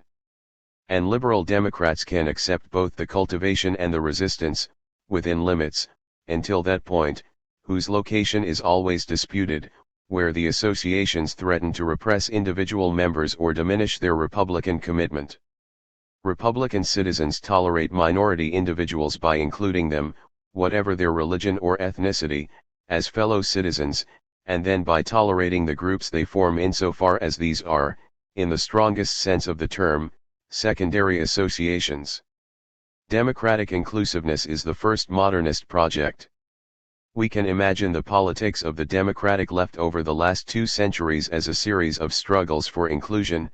Jews, workers, women, blacks, and immigrants of many different kinds storm and breach the walls of the bourgeois city. In the course of the struggle, they form strong parties and movements, organizations for collective defense and advancement. But when they enter the city, they enter as individuals. The alternative to entry is separation. This is the second modernist project, to provide the group as a whole with a voice, a place, and a politics of its own. Now what is required is not a struggle for inclusion but a struggle for boundaries. The crucial slogan of this struggle is self-determination, which implies the need for a piece of territory or at least a set of independent institutions, hence, decentralization, devolution, autonomy, partition, or sovereignty. Getting the boundaries right, in not only geographic but also functional terms, is enormously difficult. Every political resolution is bitterly disputed. But there must be some resolution if the different groups are to exercise significant control over their own destiny and to do so with some security. The work goes on today, adapting the old imperial arrangements and extending the modern international system, proliferating nation-states, self-governing regions, distinct societies, local authorities, and so on. Note what is being recognized and tolerated in this second project: it is always groups and their members, men and women conceived to have singular or at least primary identities that are ethnic or religious in character. The work obviously depends upon the mobilization of these people, but it is only their leaders who are actually engaged with one another, across boundaries, one-on-one, except when the engagement is military in nature. Communal autonomy confirms the authority of traditional elites. Consociation commonly takes the form of a power-sharing arrangement among those same elites. Nation-states interact through their diplomatic corps and political leaders. For the mass of group members, toleration is maintained by separation, on the assumption that these people understand themselves as members and want to associate mostly with one another. They believe that good fences make good neighbors. 2. But these two projects can also be pursued simultaneously by different groups or even by different members of the same group. This latter possibility is in fact commonly realized. Some people seek escape from the confines of their religious or ethnic membership, claiming to be citizens only, whereas others want to be recognized and tolerated precisely as members of an organized community of religious believers or ethnic relatives. Strong-willed, or simply eccentric, individuals who have broken loose from their communal backgrounds coexist with committed, or simply settled, men and women who constitute the background and seek to bring it forward. Then the two projects seem competitive with one another. Should we prefer individual escape or group commitment? There is no good reason, however, for a fixed preference. The tension has to be worked out case by case, differently for different groups in different regimes. We have already looked at a number of examples. There is no overcoming this tension, for what would individuals escape from if group commitment collapsed? What kind of pride could they take in an escape that was never resisted? And who would they be if they did not have to struggle to become what they are? The coexistence of strong groups and free individuals, with all of its difficulties, is an enduring feature of modernity. Postmodernity. The last of my toleration models, however, points toward a different pattern and, perhaps, a postmodern project. In immigrant societies, and also now in nation-states under immigrant pressure, people have begun to experience what we might think of as a life without clear boundaries and without secure or singular identities. Difference is, as it were, dispersed, so that it is encountered everywhere, every day.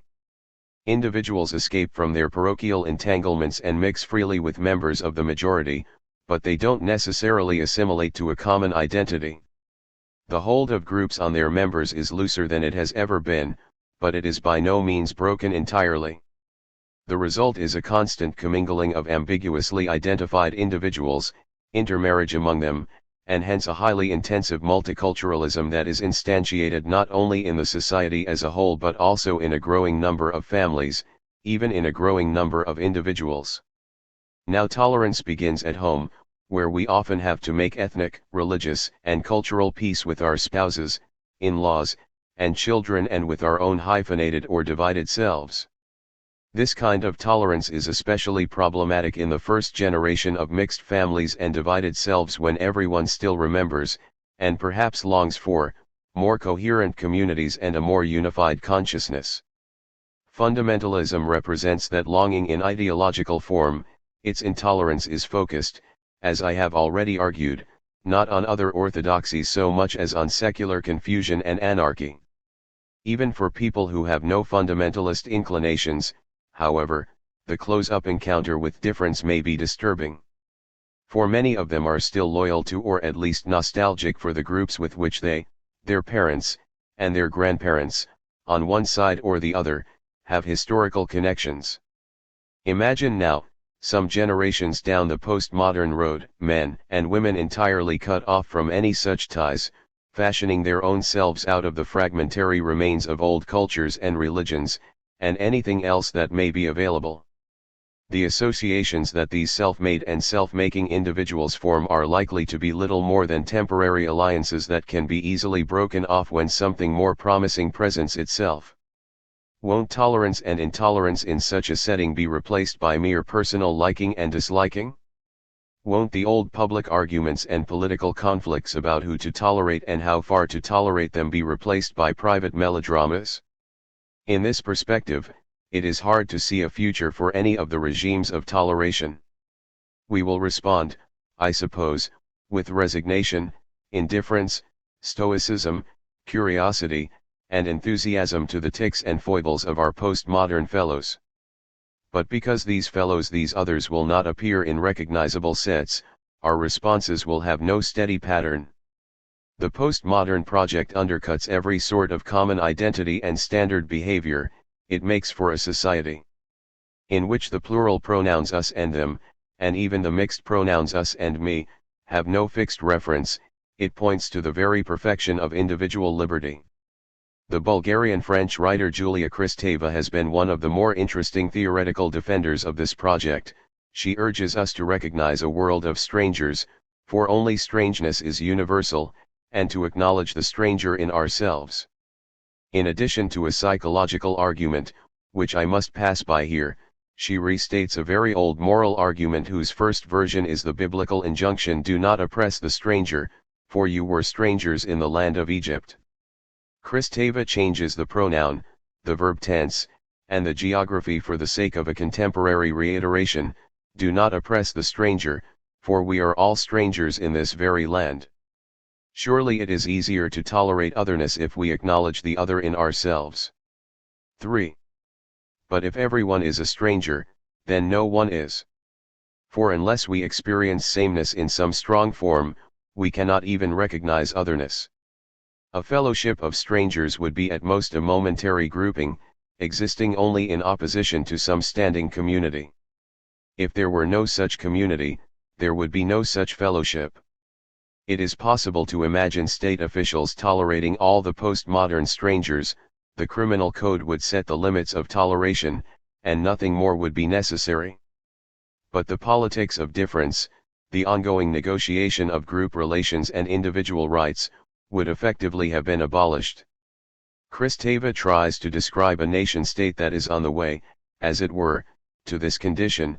She uses France, insofar as it lives up to its Enlightenment heritage, as an example of its optimal rendition, which makes her one of those ideal immigrants who has a more principled patriotism than most of the native-born ever reach. France at its best, Kristeva writes, is a transitional society where national traditions are still tenacious, but individuals can, to some degree at least, determine their own identities and create their own social groupings through lucidity rather than fate. And this self-determination points toward a still unforeseeable, but obviously imaginable, polyvalent community. A world without foreigners, which must also mean a France without the French. So Kristeva is, perhaps, only a temporary patriot. 4. Even the most advanced immigrant societies where self-fashioned individuals and individualized versions of culture and religion have made a considerably stronger appearance than in France are not yet polyvalent communities. We are still in that first generation. We don't live in the world of strangers all the time, nor do we encounter each other's strangeness only one-on-one. Instead, we still experience difference collectively, in situations where personal relations must be seconded by the politics of toleration. It is not the case that the postmodern project simply supersedes modernism, as in some grand meta-narrative of historical stages. The one is superimposed on the other, without in any way obliterating it. There still are boundaries, but they are blurred by all the crossings. We still know ourselves to be this or that, but the knowledge is uncertain, for we are also this and that. Groups with strong identities exist and assert themselves politically, but the allegiance of their members is measured by degrees along a broad continuum, with larger and larger numbers clustered at the farther end, which is why the militants at the near end are so strident these days. This dualism of the modern and the postmodern requires that difference be doubly accommodated, first in its singular individual and collective versions, and then in its pluralist, dispersed, and divided versions. We need to be tolerated and protected as citizens of the state and members of groups, and also as strangers to both. Self-determination has to be simultaneously political and personal. The two are related, but they are not the same. The old understanding of difference, which ties individuals to their autonomous or sovereign groups, will be resisted by dissident and ambivalent individuals. But any new understanding that is focused solely on the dissidents will be resisted by men and women still struggling to absorb, enact, elaborate, revise, and pass on a common religious or cultural tradition. So, for now at least, difference must be twice tolerated on a personal as well as a political level with whatever mix, it doesn't have to be the same mix in both cases, of resignation, indifference, stoicism, curiosity, and enthusiasm. I am not sure, however, that these two versions of toleration are morally or politically equivalent. The divided selves of postmodernity seem to be parasitic on the undivided groups out of which they come, which form the cultural base, as it were, of their self-fashioning. What will Christova's subjects be lucid about, if not their tenacious traditions? The farther they get from that cultural base, the less they will have to work with. Isn't the postmodern project, considered without its necessary historical background, likely to produce increasingly shallow individuals and a radically diminished cultural life? There may be good reasons, then, to live permanently with the problems of what I have called the first generation. We should value the extraordinary personal liberty that we enjoy as strangers and possible strangers in contemporary transitional societies. But we need at the same time to shape the regimes of toleration in ways that fortify the different groups and perhaps even encourage individuals to identify strongly with one or more of them. Modernity requires, I have argued, an enduring tension between individual and group, citizen and member. Postmodernity requires a similarly enduring tension with modernity itself, between citizens and members on the one hand and the divided self, the cultural stranger, on the other. Radical freedom is thin stuff unless it exists within a world that offers it significant resistance. But if this is right, then my earlier claim that toleration works as well with any attitude on the continuum of resignation, indifference, stoicism, curiosity, and enthusiasm may have been falsified in our own time. It is only if groups are self-sustaining that resignation, indifference, or stoic acceptance will suffice for coexistence. That, indeed, has been the assumption of all the regimes, that religious, national, and ethnic groups are simply there, that they command strong loyalties that must, if anything, be modified to make room for patriotism and a common citizenship. But if groups are weak and need to be helped, as I will argue for the American case in the epilogue, then some mix of curiosity and enthusiasm is necessary. Nothing less will motivate the help they need. Free and fragmented individuals in democratic societies won't provide that help themselves, or authorize their governments to provide it, unless they recognize the importance of groups, their own and all the others, in the formation of individuals like themselves, unless they acknowledge that the point of toleration is not, and never was, to abolish us and them, and certainly not to abolish me, but to ensure their continuing peaceful coexistence and interaction. The divided selves of postmodernity complicate that coexistence, but they also depend upon it for their own creation and self-understanding. Epilogue. Reflections on American multiculturalism. Two powerful centrifugal forces are at work in the United States today. One breaks loose whole groups of people from a presumptively common center, the other sends individuals flying off. Both these dissenting, separatist movements have their critics, who argue that the first is driven by a narrow-minded chauvinism and the second by mere selfishness. The separated groups appear to these critics as exclusive and intolerant tribes, the separated individuals as rootless, lonely, and intolerable egotists. Neither of these views is entirely wrong, but neither is quite right. The two movements have to be considered together, set against the background of an immigrant society and a democratic politics that together allow these centrifugal forces to act. Understood in context, the two seem to me, despite the laws of physics, to be each the other's remedy. The first of these forces is an increasingly strong articulation of group difference. It's the articulation that is new, obviously, because difference itself, pluralism, even multiculturalism, has been a feature of American life from very early on.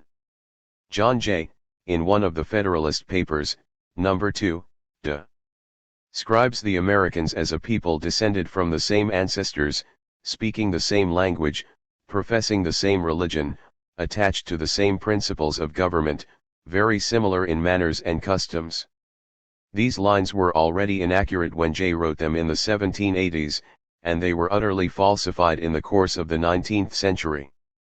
Mass immigration turned the United States into a land of many different ancestors, languages, religions, manners, and customs. Political principles, maxims of toleration, these constitute our only stable and common commitment.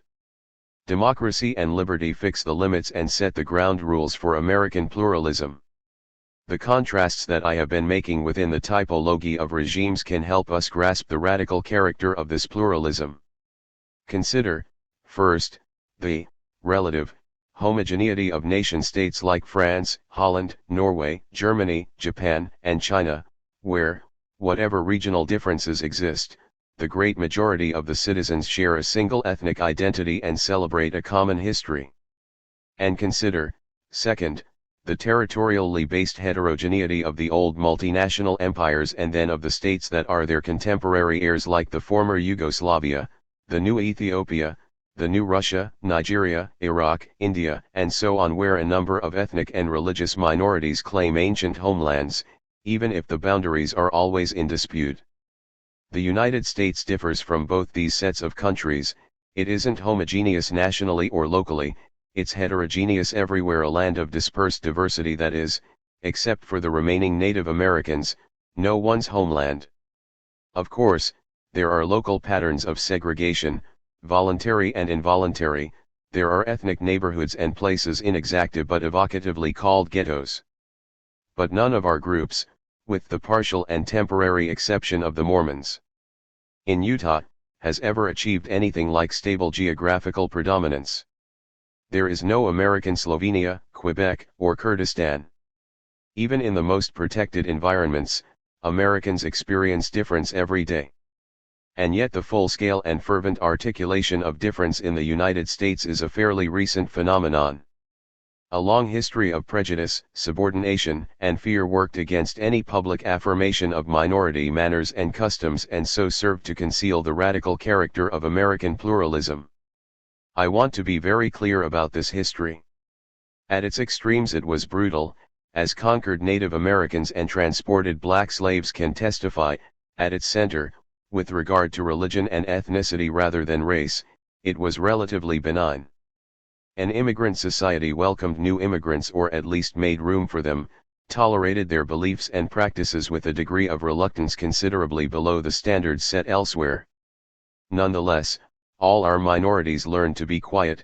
Timidity has been the mark of minority politics until recent times. The full realization of what it means to live among immigrants came very slowly. I remember, for example, how in the 1930s and 1940s any sign of Jewish assertiveness, even the appearance of too many Jewish names among New Deal Democrats, union organizers, or socialist or communist intellectuals was greeted among Jews with a collective shudder. The communal elders said, "Shh. Don't make noise, don't attract attention, don't push yourself forward, don't say anything provocative." This was the way they understood the advice given by the prophet Jeremiah to the first Jewish exiles in Babylonia more than 2 millennia earlier, and frequently repeated since: "Seek the peace of the city whither I have caused you to be carried away." J 29:7, that is, be loyal to the powers that be and keep a low political profile. Jewish immigrants thought of themselves as exiles, guests of the real Americans, long after they had become American citizens. Today all that is, as they say, history. The United States in the 1990s is socially, though not economically, a more egalitarian place than it was 50 or 60 years ago. The contrast between social and economic equality is very important, and I will come back to it, but let me focus now on the social side. No one is shushing us anymore, no one is intimidated or quiet.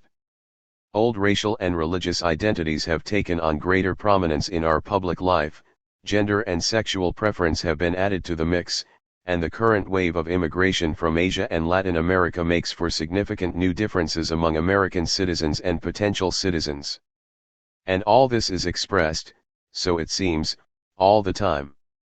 The voices are loud, the accents various, and the result is not harmony as in the old image of pluralism as a symphony, with each group playing its own instrument, but who wrote the music. The result is a jangling discord. It is very much like the dissidents of Protestant descent in the early years of the Reformation, with many sects dividing and subdividing and many prophets and would-be prophets all talking at once. Hence the centrality of toleration as a political issue, manifest in the noisy arguments about political correctness, hate speech, multicultural curricula, first and second languages, immigration, and so on. In response to this cacophony, another group of prophets, liberal and neoconservative intellectuals, academics, and journalists wring their hands and assure us that the country is falling apart, that our fiercely articulated pluralism is dangerously divisive, and that we desperately need to reassert the hegemony of a single culture. Curiously, this supposedly necessary and necessarily singular culture is often described as a high culture, as if it is our shared commitment to Shakespeare, Dickens, and James Joyce that has been holding us together all these years. But surely high culture divides us, as it always has and probably always will in any country with a strong egalitarian and populist strain. Doesn't anyone remember Richard Hofstadter's anti-intellectualism in American life? One political movements aimed at unity are more likely to invoke a vulgar and inauthentic nativism whose cultural content is certain to be low. These movements do not appeal to the literary or philosophical canon. But there is a better response to pluralism, it seems to me, democratic politics itself, where all the members of all the groups are, in principle, equal citizens who have not only to argue with one another but also, somehow, to come to an agreement. What they learn in the course of the necessary negotiations and compromises is probably more important than anything they might get from studying the canon. We need to think about how this practical, democratic learning can be advanced. But isn't this learning already well advanced given that multicultural conflicts take place in the democratic arena and require of their protagonists a wide range of characteristically democratic skills and performances? If one studies the history of ethnic, racial, and religious associations in the United States, one sees, I think, that they have served again and again as vehicles of individual and group integration despite, or, perhaps, because of, the political conflicts they generated. Point 2 Even if the aim of associational life is to sustain difference, that aim has to be achieved under American conditions, and the result is commonly a new and unintended kind of differentiation.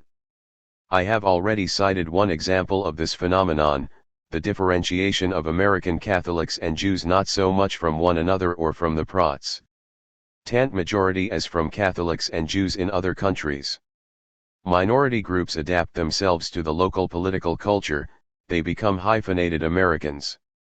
And if their primary aim is self-defense, toleration, civil rights, a place in the sun, the result of their success is more clearly still an Americanization of whatever differences are being defended. But the same thing happens to nativist or majority groups, they too are forced to adapt to an America filled with strangers. Imagining themselves as the original Americans, they too are slowly and painfully Americanized. I don't mean to suggest that differences are quietly accepted or quietly defended. Quietness is not one of our political conventions, becoming an American often means learning not to be quiet. Nor is the success that is sought by one group always compatible with the success of all, or any of, the others. The conflicts are real, and even small-scale victories can be widely threatening. This is an important point. Toleration brings an end to persecution and fearfulness, but it is not a formula for social harmony. The newly tolerated groups, insofar as they are really different, will often also be antagonistic, and they will seek political advantage. The greater difficulties, however, come from disadvantage and failure, especially reiterated failure. It is associational weakness, and the anxieties and resentments it breeds, that pull people apart in dangerous ways and produce new forms of intolerance and bigotry, as in the more fierce and puritanical versions of political correctness and the more far-fetched claims of ethnic and racial mythology. The noisiest groups in our contemporary cacophony, and the groups that make the most extreme demands, are also the weakest and the poorest. In American cities today, poor people, mostly members of minority groups, find it difficult to work together in any coherent way. Mutual assistance, cultural preservation, and self-defense are loudly affirmed but ineffectively enacted. The contemporary poor have no strongly based or well-funded institutions to focus their energies or to discipline wayward members. They are socially exposed and vulnerable. What has happened in the United States these last decades is both unexpected and disturbing, but also, just possibly, in a way that I need to explain, heartening. The economic gap has widened even as the social gap has narrowed. Inequalities of income and resources are greater today than they were a half-century ago. But they do not consistently produce in the lower fourth or fifth of the social order the appropriate consciousness, the mental reflection of defeat, resignation and deference. There is no pervasive culture of compliance, no group of people morally prepared to be tractable and uncomplaining, like the respectable poor of so it seems long ago. Or if there are such people, they are, more than they ever were before, invisible culturally as well as politically, inarticulate and unrepresented.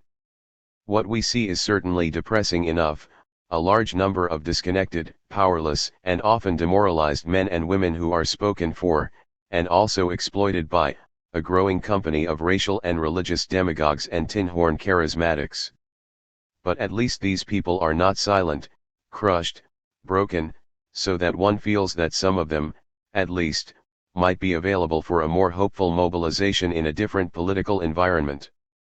The political environment, however, is what it is, and it does not offer much short-term hope. Weakness is the general, if uneven, feature of associational life in today's America. Any program for political renewal must start from this reality. Unions, churches, interest groups, ethnic organizations, political parties, and sects, societies for self-improve ment and good works, local philanthropies, neighborhood clubs and cooperatives, religious sodalities, brotherhoods and sisterhoods. American civil society is wonderfully multitudinous. Most of these associations, however, are precariously established, skimpily funded, and always at risk. They have less reach and holding power than they once did. 3. The number of Americans who are unorganized, inactive, and undefended, though still angry and noisy, is on the rise. Why is this so? The answer has to do in part with the second of the centrifugal forces at work in contemporary American society. This country is not only a pluralism of groups but also a pluralism of individuals. Its regime of toleration is focused, as we have seen, on personal choices and lifestyles rather than on common ways of life. It is perhaps the most individualist society in human history. Compared to the men and women of any earlier, old world country, we are all radically liberated. We are free to plot our own course, to plan our own lives, to choose a career, a partner, or a succession of partners, a religion, or no religion, a politics, or an anti-politics, a lifestyle, any style. We are free to do our own thing. Personal freedom and the radical forms of toleration that go with it are certainly the most extraordinary achievements of the new order of the ages celebrated on the Great Seal of the United States. The defense of this freedom against Puritans and bigots is one of the enduring themes of American politics and makes for its most zestful moments.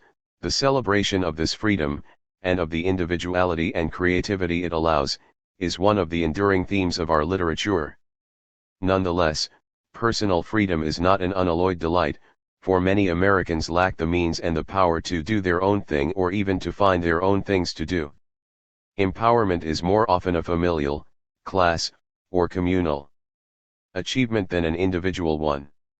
Resources have to be accumulated, cooperatively, over generations. And without resources, individual men and women find themselves hard-pressed by economic dislocations, natural disasters, governmental failures, and personal crises. Many of them live every day with the frustrations of failure. They can't count on steady or significant familial or communal support. Often they are on the run from family, class, or community, seeking new lives and new identities in this new world.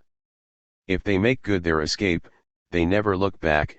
If they need to look back, they are likely to find the people they left behind barely able to support themselves. These are the excitements of postmodernity, but they often make for a sad story or, Better, a series of similar but unrelated sad stories. Consider for a moment the cultural, ethnic, racial, and religious groups that constitute our supposedly fierce and divisive multiculturalism. All of these are voluntary associations, with a core of militants, activists, and believers and a wide periphery of more passive men and women who are, in effect, cultural free riders. These people claim an identity, or more than one, that they don't pay for with money, time, or energy. When they find themselves in trouble, they look for help from similarly identified men and women. But the help is uncertain, for these identities are mostly unearned, without depth. Footloose individuals are not reliable members. There are no borders around our cultural groups and, of course, no border police.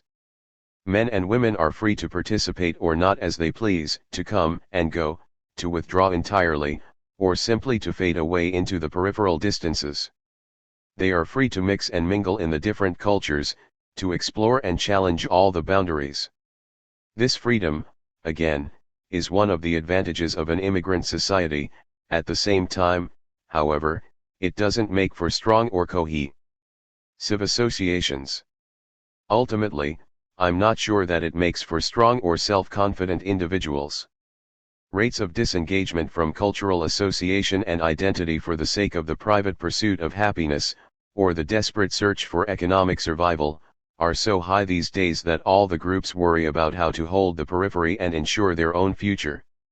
They are constantly fundraising, recruiting, scrambling for workers, allies, and endorsements, preaching against the dangers of assimilation, intermarriage, passing, or passivity. Lacking any sort of coercive power and unsure of their own persuasiveness, some of these groups demand governmental programs, targeted entitlements or quota systems, that will help them press their own members into line. From their perspective, the real alternative to multicultural toleration is not a strong and substantive Americanism, as if America were an old world nation state, but an empty or randomly filled individualism, a great drift of human flotsam and jetsam away from every creative center. This is, again, a one-sided perspective on individual freedom in an immigrant society, but it isn't entirely wrong-headed. Despite appearances, the critical conflict in American life today is not between multiculturalism and some kind of cultural hegemony or singularity, not between pluralism and unity or the many and the one. We live instead with the peculiarly modernist and postmodernist conflict between the manyness of groups and of individuals. And this is a conflict in which we have no choice except to affirm the value of both sides. The two pluralisms make America what it is or sometimes is and set the pattern for what it should be. Taken together, but only together, they are entirely consistent with a common democratic citizenship. Consider now the increasingly dissociated individuals of contemporary American society.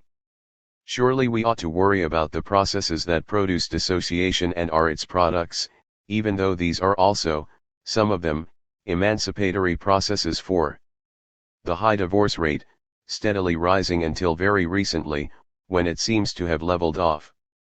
The still rising number of children being raised by single, and often frighteningly young, mothers. The recent increase in reports of child abuse and abandonment. The growing number of people living alone, in what the census calls single-person households.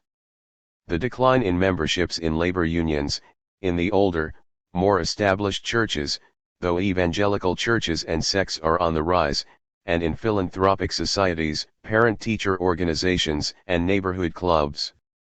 The long-term decline in voting rates and party loyalty, perhaps most dramatically demonstrated in local elections. The high rate of geographic mobility, which undercuts neighborhood cohesiveness. The sudden appearance of homeless men and women, and the rising tide of random violence. The apparent stabilization of high levels of unemployment and underemployment among young people and minority groups intensifies all these processes and aggravates their effects. Unemployment makes family ties brittle, cuts people off from unions and interest groups, drains communal resources, leads to political alienation and withdrawal, and increases the temptation of a criminal life. The old maxim about idle hands and the devil's work isn't necessarily true, but it becomes true whenever idleness is a condition that no one would freely choose. I am inclined to think that these processes, on balance, are more worrying than the multicultural cacophony, if only because, in a democratic society, action in common is better than withdrawal and solitude, tumult is better than passivity, and shared purposes, even when we don't approve, are better than private listlessness. It is probably true, moreover, that many of these dissociated individuals are available for far-right, ultranationalist, fundamentalist, or xenophobic mobilizations of a sort that democracies ought to avoid if they can. There are writers today, of course, who claim that multiculturalism is itself the product of such mobilizations. American society in their eyes stands at the brink not only of dissolution but also of Bosnian civil war. 5. In fact, we have had, so far, only intimations of an openly chauvinist and racist politics. More Americans are involved in weird religious cults than in far-right political groups, though these sometimes overlap. We are at a point where we can still safely bring the pluralism of groups to the rescue of the pluralism of dissociated individuals. Individuals are stronger, more confident, more savvy, when they are participants in a common life, when they are responsible to and for other people. No doubt this relation doesn't hold for every common life. I am not recommending the weird religious cults, though even these have to be tolerated, within whatever limits are set by our ideas about citizenship and individual rights. Perhaps men and women who manage to pass through such groups will be strengthened by the experience, educated for a more modest commonality. For it is only in the context of associational activity that individuals learn to deliberate, argue, make decisions, and take responsibility. This is an old argument, first made on behalf of Protestant congregations and conventicles, which served, so we are told, as schools of democracy in 19th century. Great Britain, despite the intense and exclusive bonds they created and their frequently expressed doubts about the salvation of non-believers. 6 individuals were indeed saved by congregational membership, saved from isolation, loneliness, feelings of inferiority, habitual inaction, incompetence, and a kind of moral vacancy, and turned into useful citizens. It is equally true, of course, that Britain was saved from Protestant repression by the strong individualism of these same useful citizens. That was a large part of their usefulness. But no regime of toleration can be built solely on such strong individuals, for they are the products of group life and won't, by themselves, reproduce the connections that made their own strength possible. So we need to sustain and enhance associational ties, even if these ties connect some of us to some others and not everyone to everyone else. There are many ways of doing this. First and foremost among them are government policies that create jobs and that sponsor and support unionization on the job. For unemployment is probably the most dangerous form of dissociation, and unions are not only training grounds for democratic politics but also instruments of countervailing power in the economy and of local solidarity and mutual aid. 7 Almost as important are programs that strengthen family life, not only in its conventional but also in its unconventional versions, in any version that produces stable relationships and networks of support. But I want to focus again on cultural associations, because these are the ones thought to be so threatening today. It is the weakness of these associations, not their strength, it seems to me, that threatens our common life. One reason for the decline of unions in contemporary America is the virtual disappearance of a distinctive working-class culture, or, rather, of the set of working-class cultures, Irish, Italian, Slavic, Scandinavian, and so on, that made labor radicalism possible in the late 19th and early 20th centuries. Men and women need the ties that come with language and memory, with familiar rituals of celebration and mourning, with common practices, even with common games and songs, if they are to work together over a long period of time. Civil religion provides some of these ties for the citizens as a whole, but the vitality and discipline of an immigrant society depend on the more intense connections provided by its constituent groups. So we need more cultural associations, not fewer, and more powerful and cohesive ones, too, with a wider range of responsibilities. Associations of this sort are not the objects of toleration in immigrant societies, but they can be made the objects, or better, the ends of government policy. Consider, for example, the current set of federal programs including tax exemptions, matching grants, subsidies, and entitlements that enable religious communities to run their own hospitals, old age homes, schools, daycare centers, and family services. Here are welfare societies within a decentralized, and still unfinished, American welfare state. Tax money is used to second charitable contributions in ways that reinforce the patterns of mutual assistance and cultural reproduction that arise spontaneously within civil society. But these patterns need to be greatly extended, because coverage at present is radically unequal. And more groups must be brought into the business of welfare provision, racial and ethnic as well as religious groups, and why not unions, co-ops, and corporations too. We also need to find other programs through which the government acts indirectly to support citizens acting directly in local communities.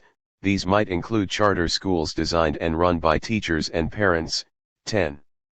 And self-management and co-op buyouts of public housing, experiments in workers' ownership and control of factories and companies, locally initiated building, cleanup, and crime prevention projects, and communally based museums, youth centers, radio stations, and athletic leagues. Programs like these will often create or enhance parochial communities, and they will generate conflicts over the state budget and local struggles for control of political space and institutional functions. Toleration, remember, is not a formula for harmony.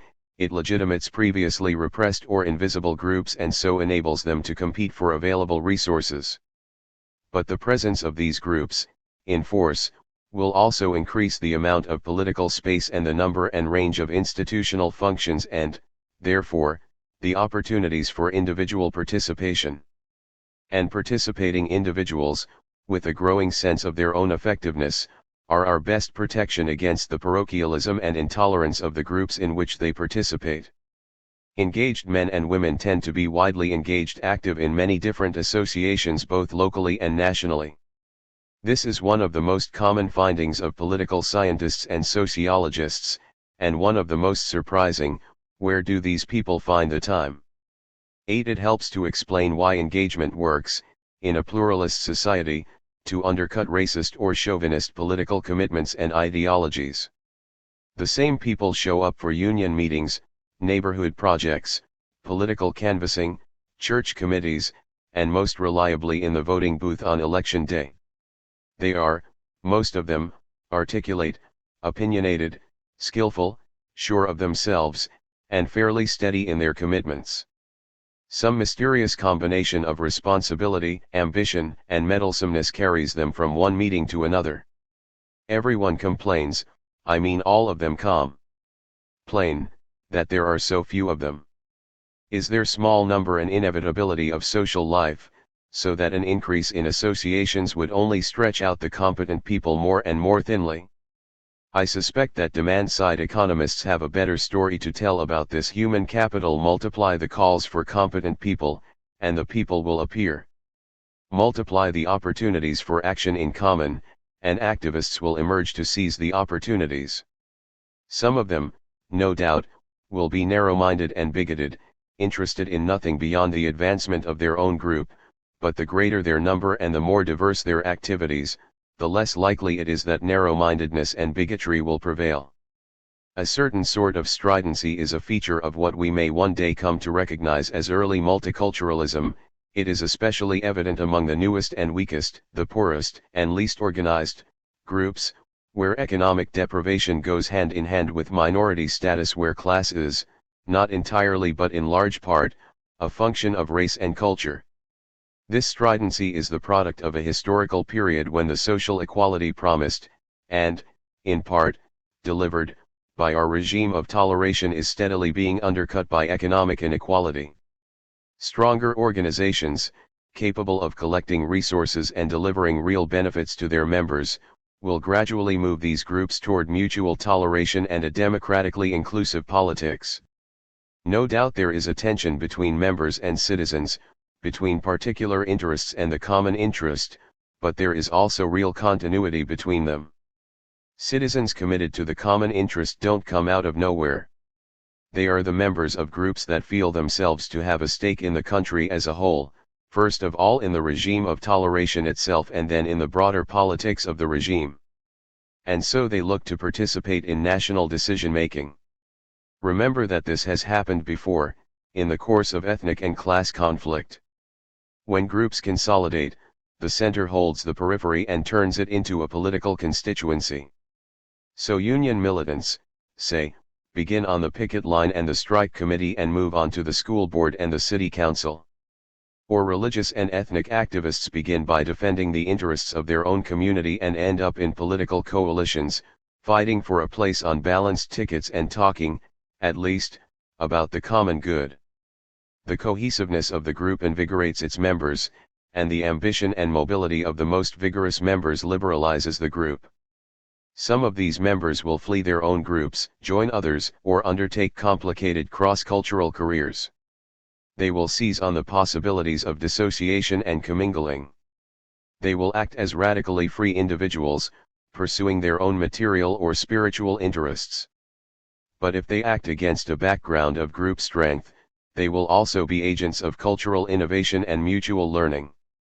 Postmodern vagabonds, when they don't replace but live alongside members and citizens, are unlikely to find themselves talking only to themselves, endlessly self-absorbed. They will be participants in interesting conversations. These conversations should take place everywhere, but perhaps especially in the public schools, and in public and private colleges and universities, which have historically been marked, at least in the major immigrant centers, by an integrative mode of association. Public schools bring together the children of parents committed to different religious and ethnic communities as well as the children of parents who have escaped or are in the process of escaping from such commitments. Themselves supposedly neutral with reference to the communities and their escaped members, the schools ought to provide a sympathetic account of the history and philosophy of our own regime of toleration, which can hardly avoid specifying its particularist, English Protestant, origins. They ought to teach the American civil religion and aim to produce American citizens, and so they will inevitably challenge cultural communities where citizenship of that sort is unfamiliar. Should public schools do more than this? Should they help children escape from such communities and wander on their own through the cultural world? Should they aim to produce more vagabonds?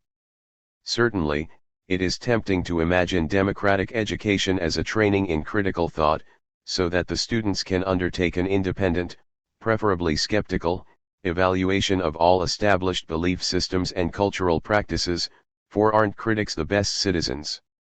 9 Maybe so, in any case we need more of them. And yet they may not be the most tolerant fellow citizens, they may not be resigned or indifferent to the parochial loyalties of their fellows or even stoically accepting of them. Democracies need critics who possess the virtue of tolerance, which probably means critics who have loyalties of their own and some sense of the value of associational life. The schools can help meet this latter need simply by recognizing the plurality of cultures and by teaching something about the different groups, even uncritically. The experience of difference will itself encourage critical exchange.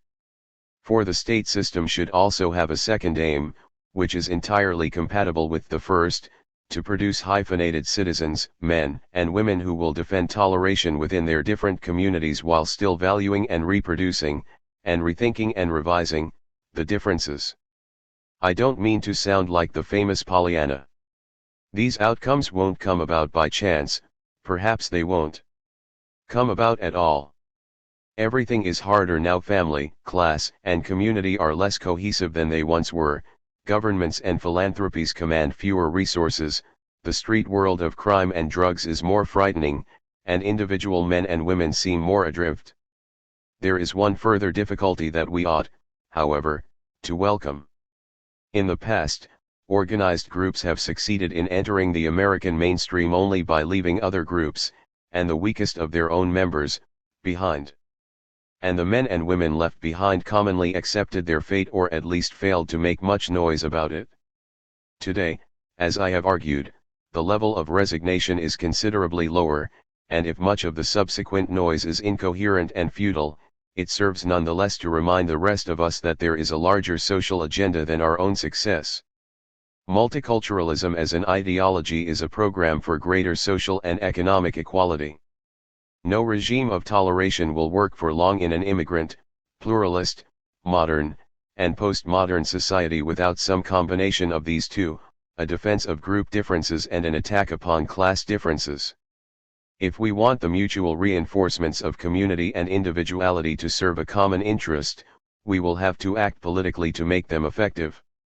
They require certain background or framing conditions that can only be provided by state action. Group life won't rescue individual men and women from dissociation and passivity unless there is a political strategy for mobilizing, organizing, and if necessary subsidizing the right sort of groups. And strong-minded individuals won't diversify their commitments and extend their ambitions unless there are opportunities, jobs, offices, and responsibilities open to them in the larger world. The centrifugal forces of culture and selfhood will correct one another only if the correction is planned. It is necessary to aim at a balance of the two. This means that we can never be consistent defenders of multiculturalism or individualism. We can never be simply communitarians or liberals, or modernists, or postmodernists, but must be now one, now the other, as the balance requires.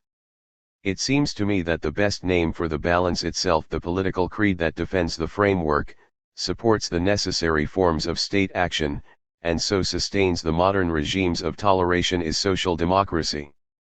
If multiculturalism today brings more trouble than hope, it does so in part because of the weakness of social democracy, in this country, left liberalism. But that is another, longer story.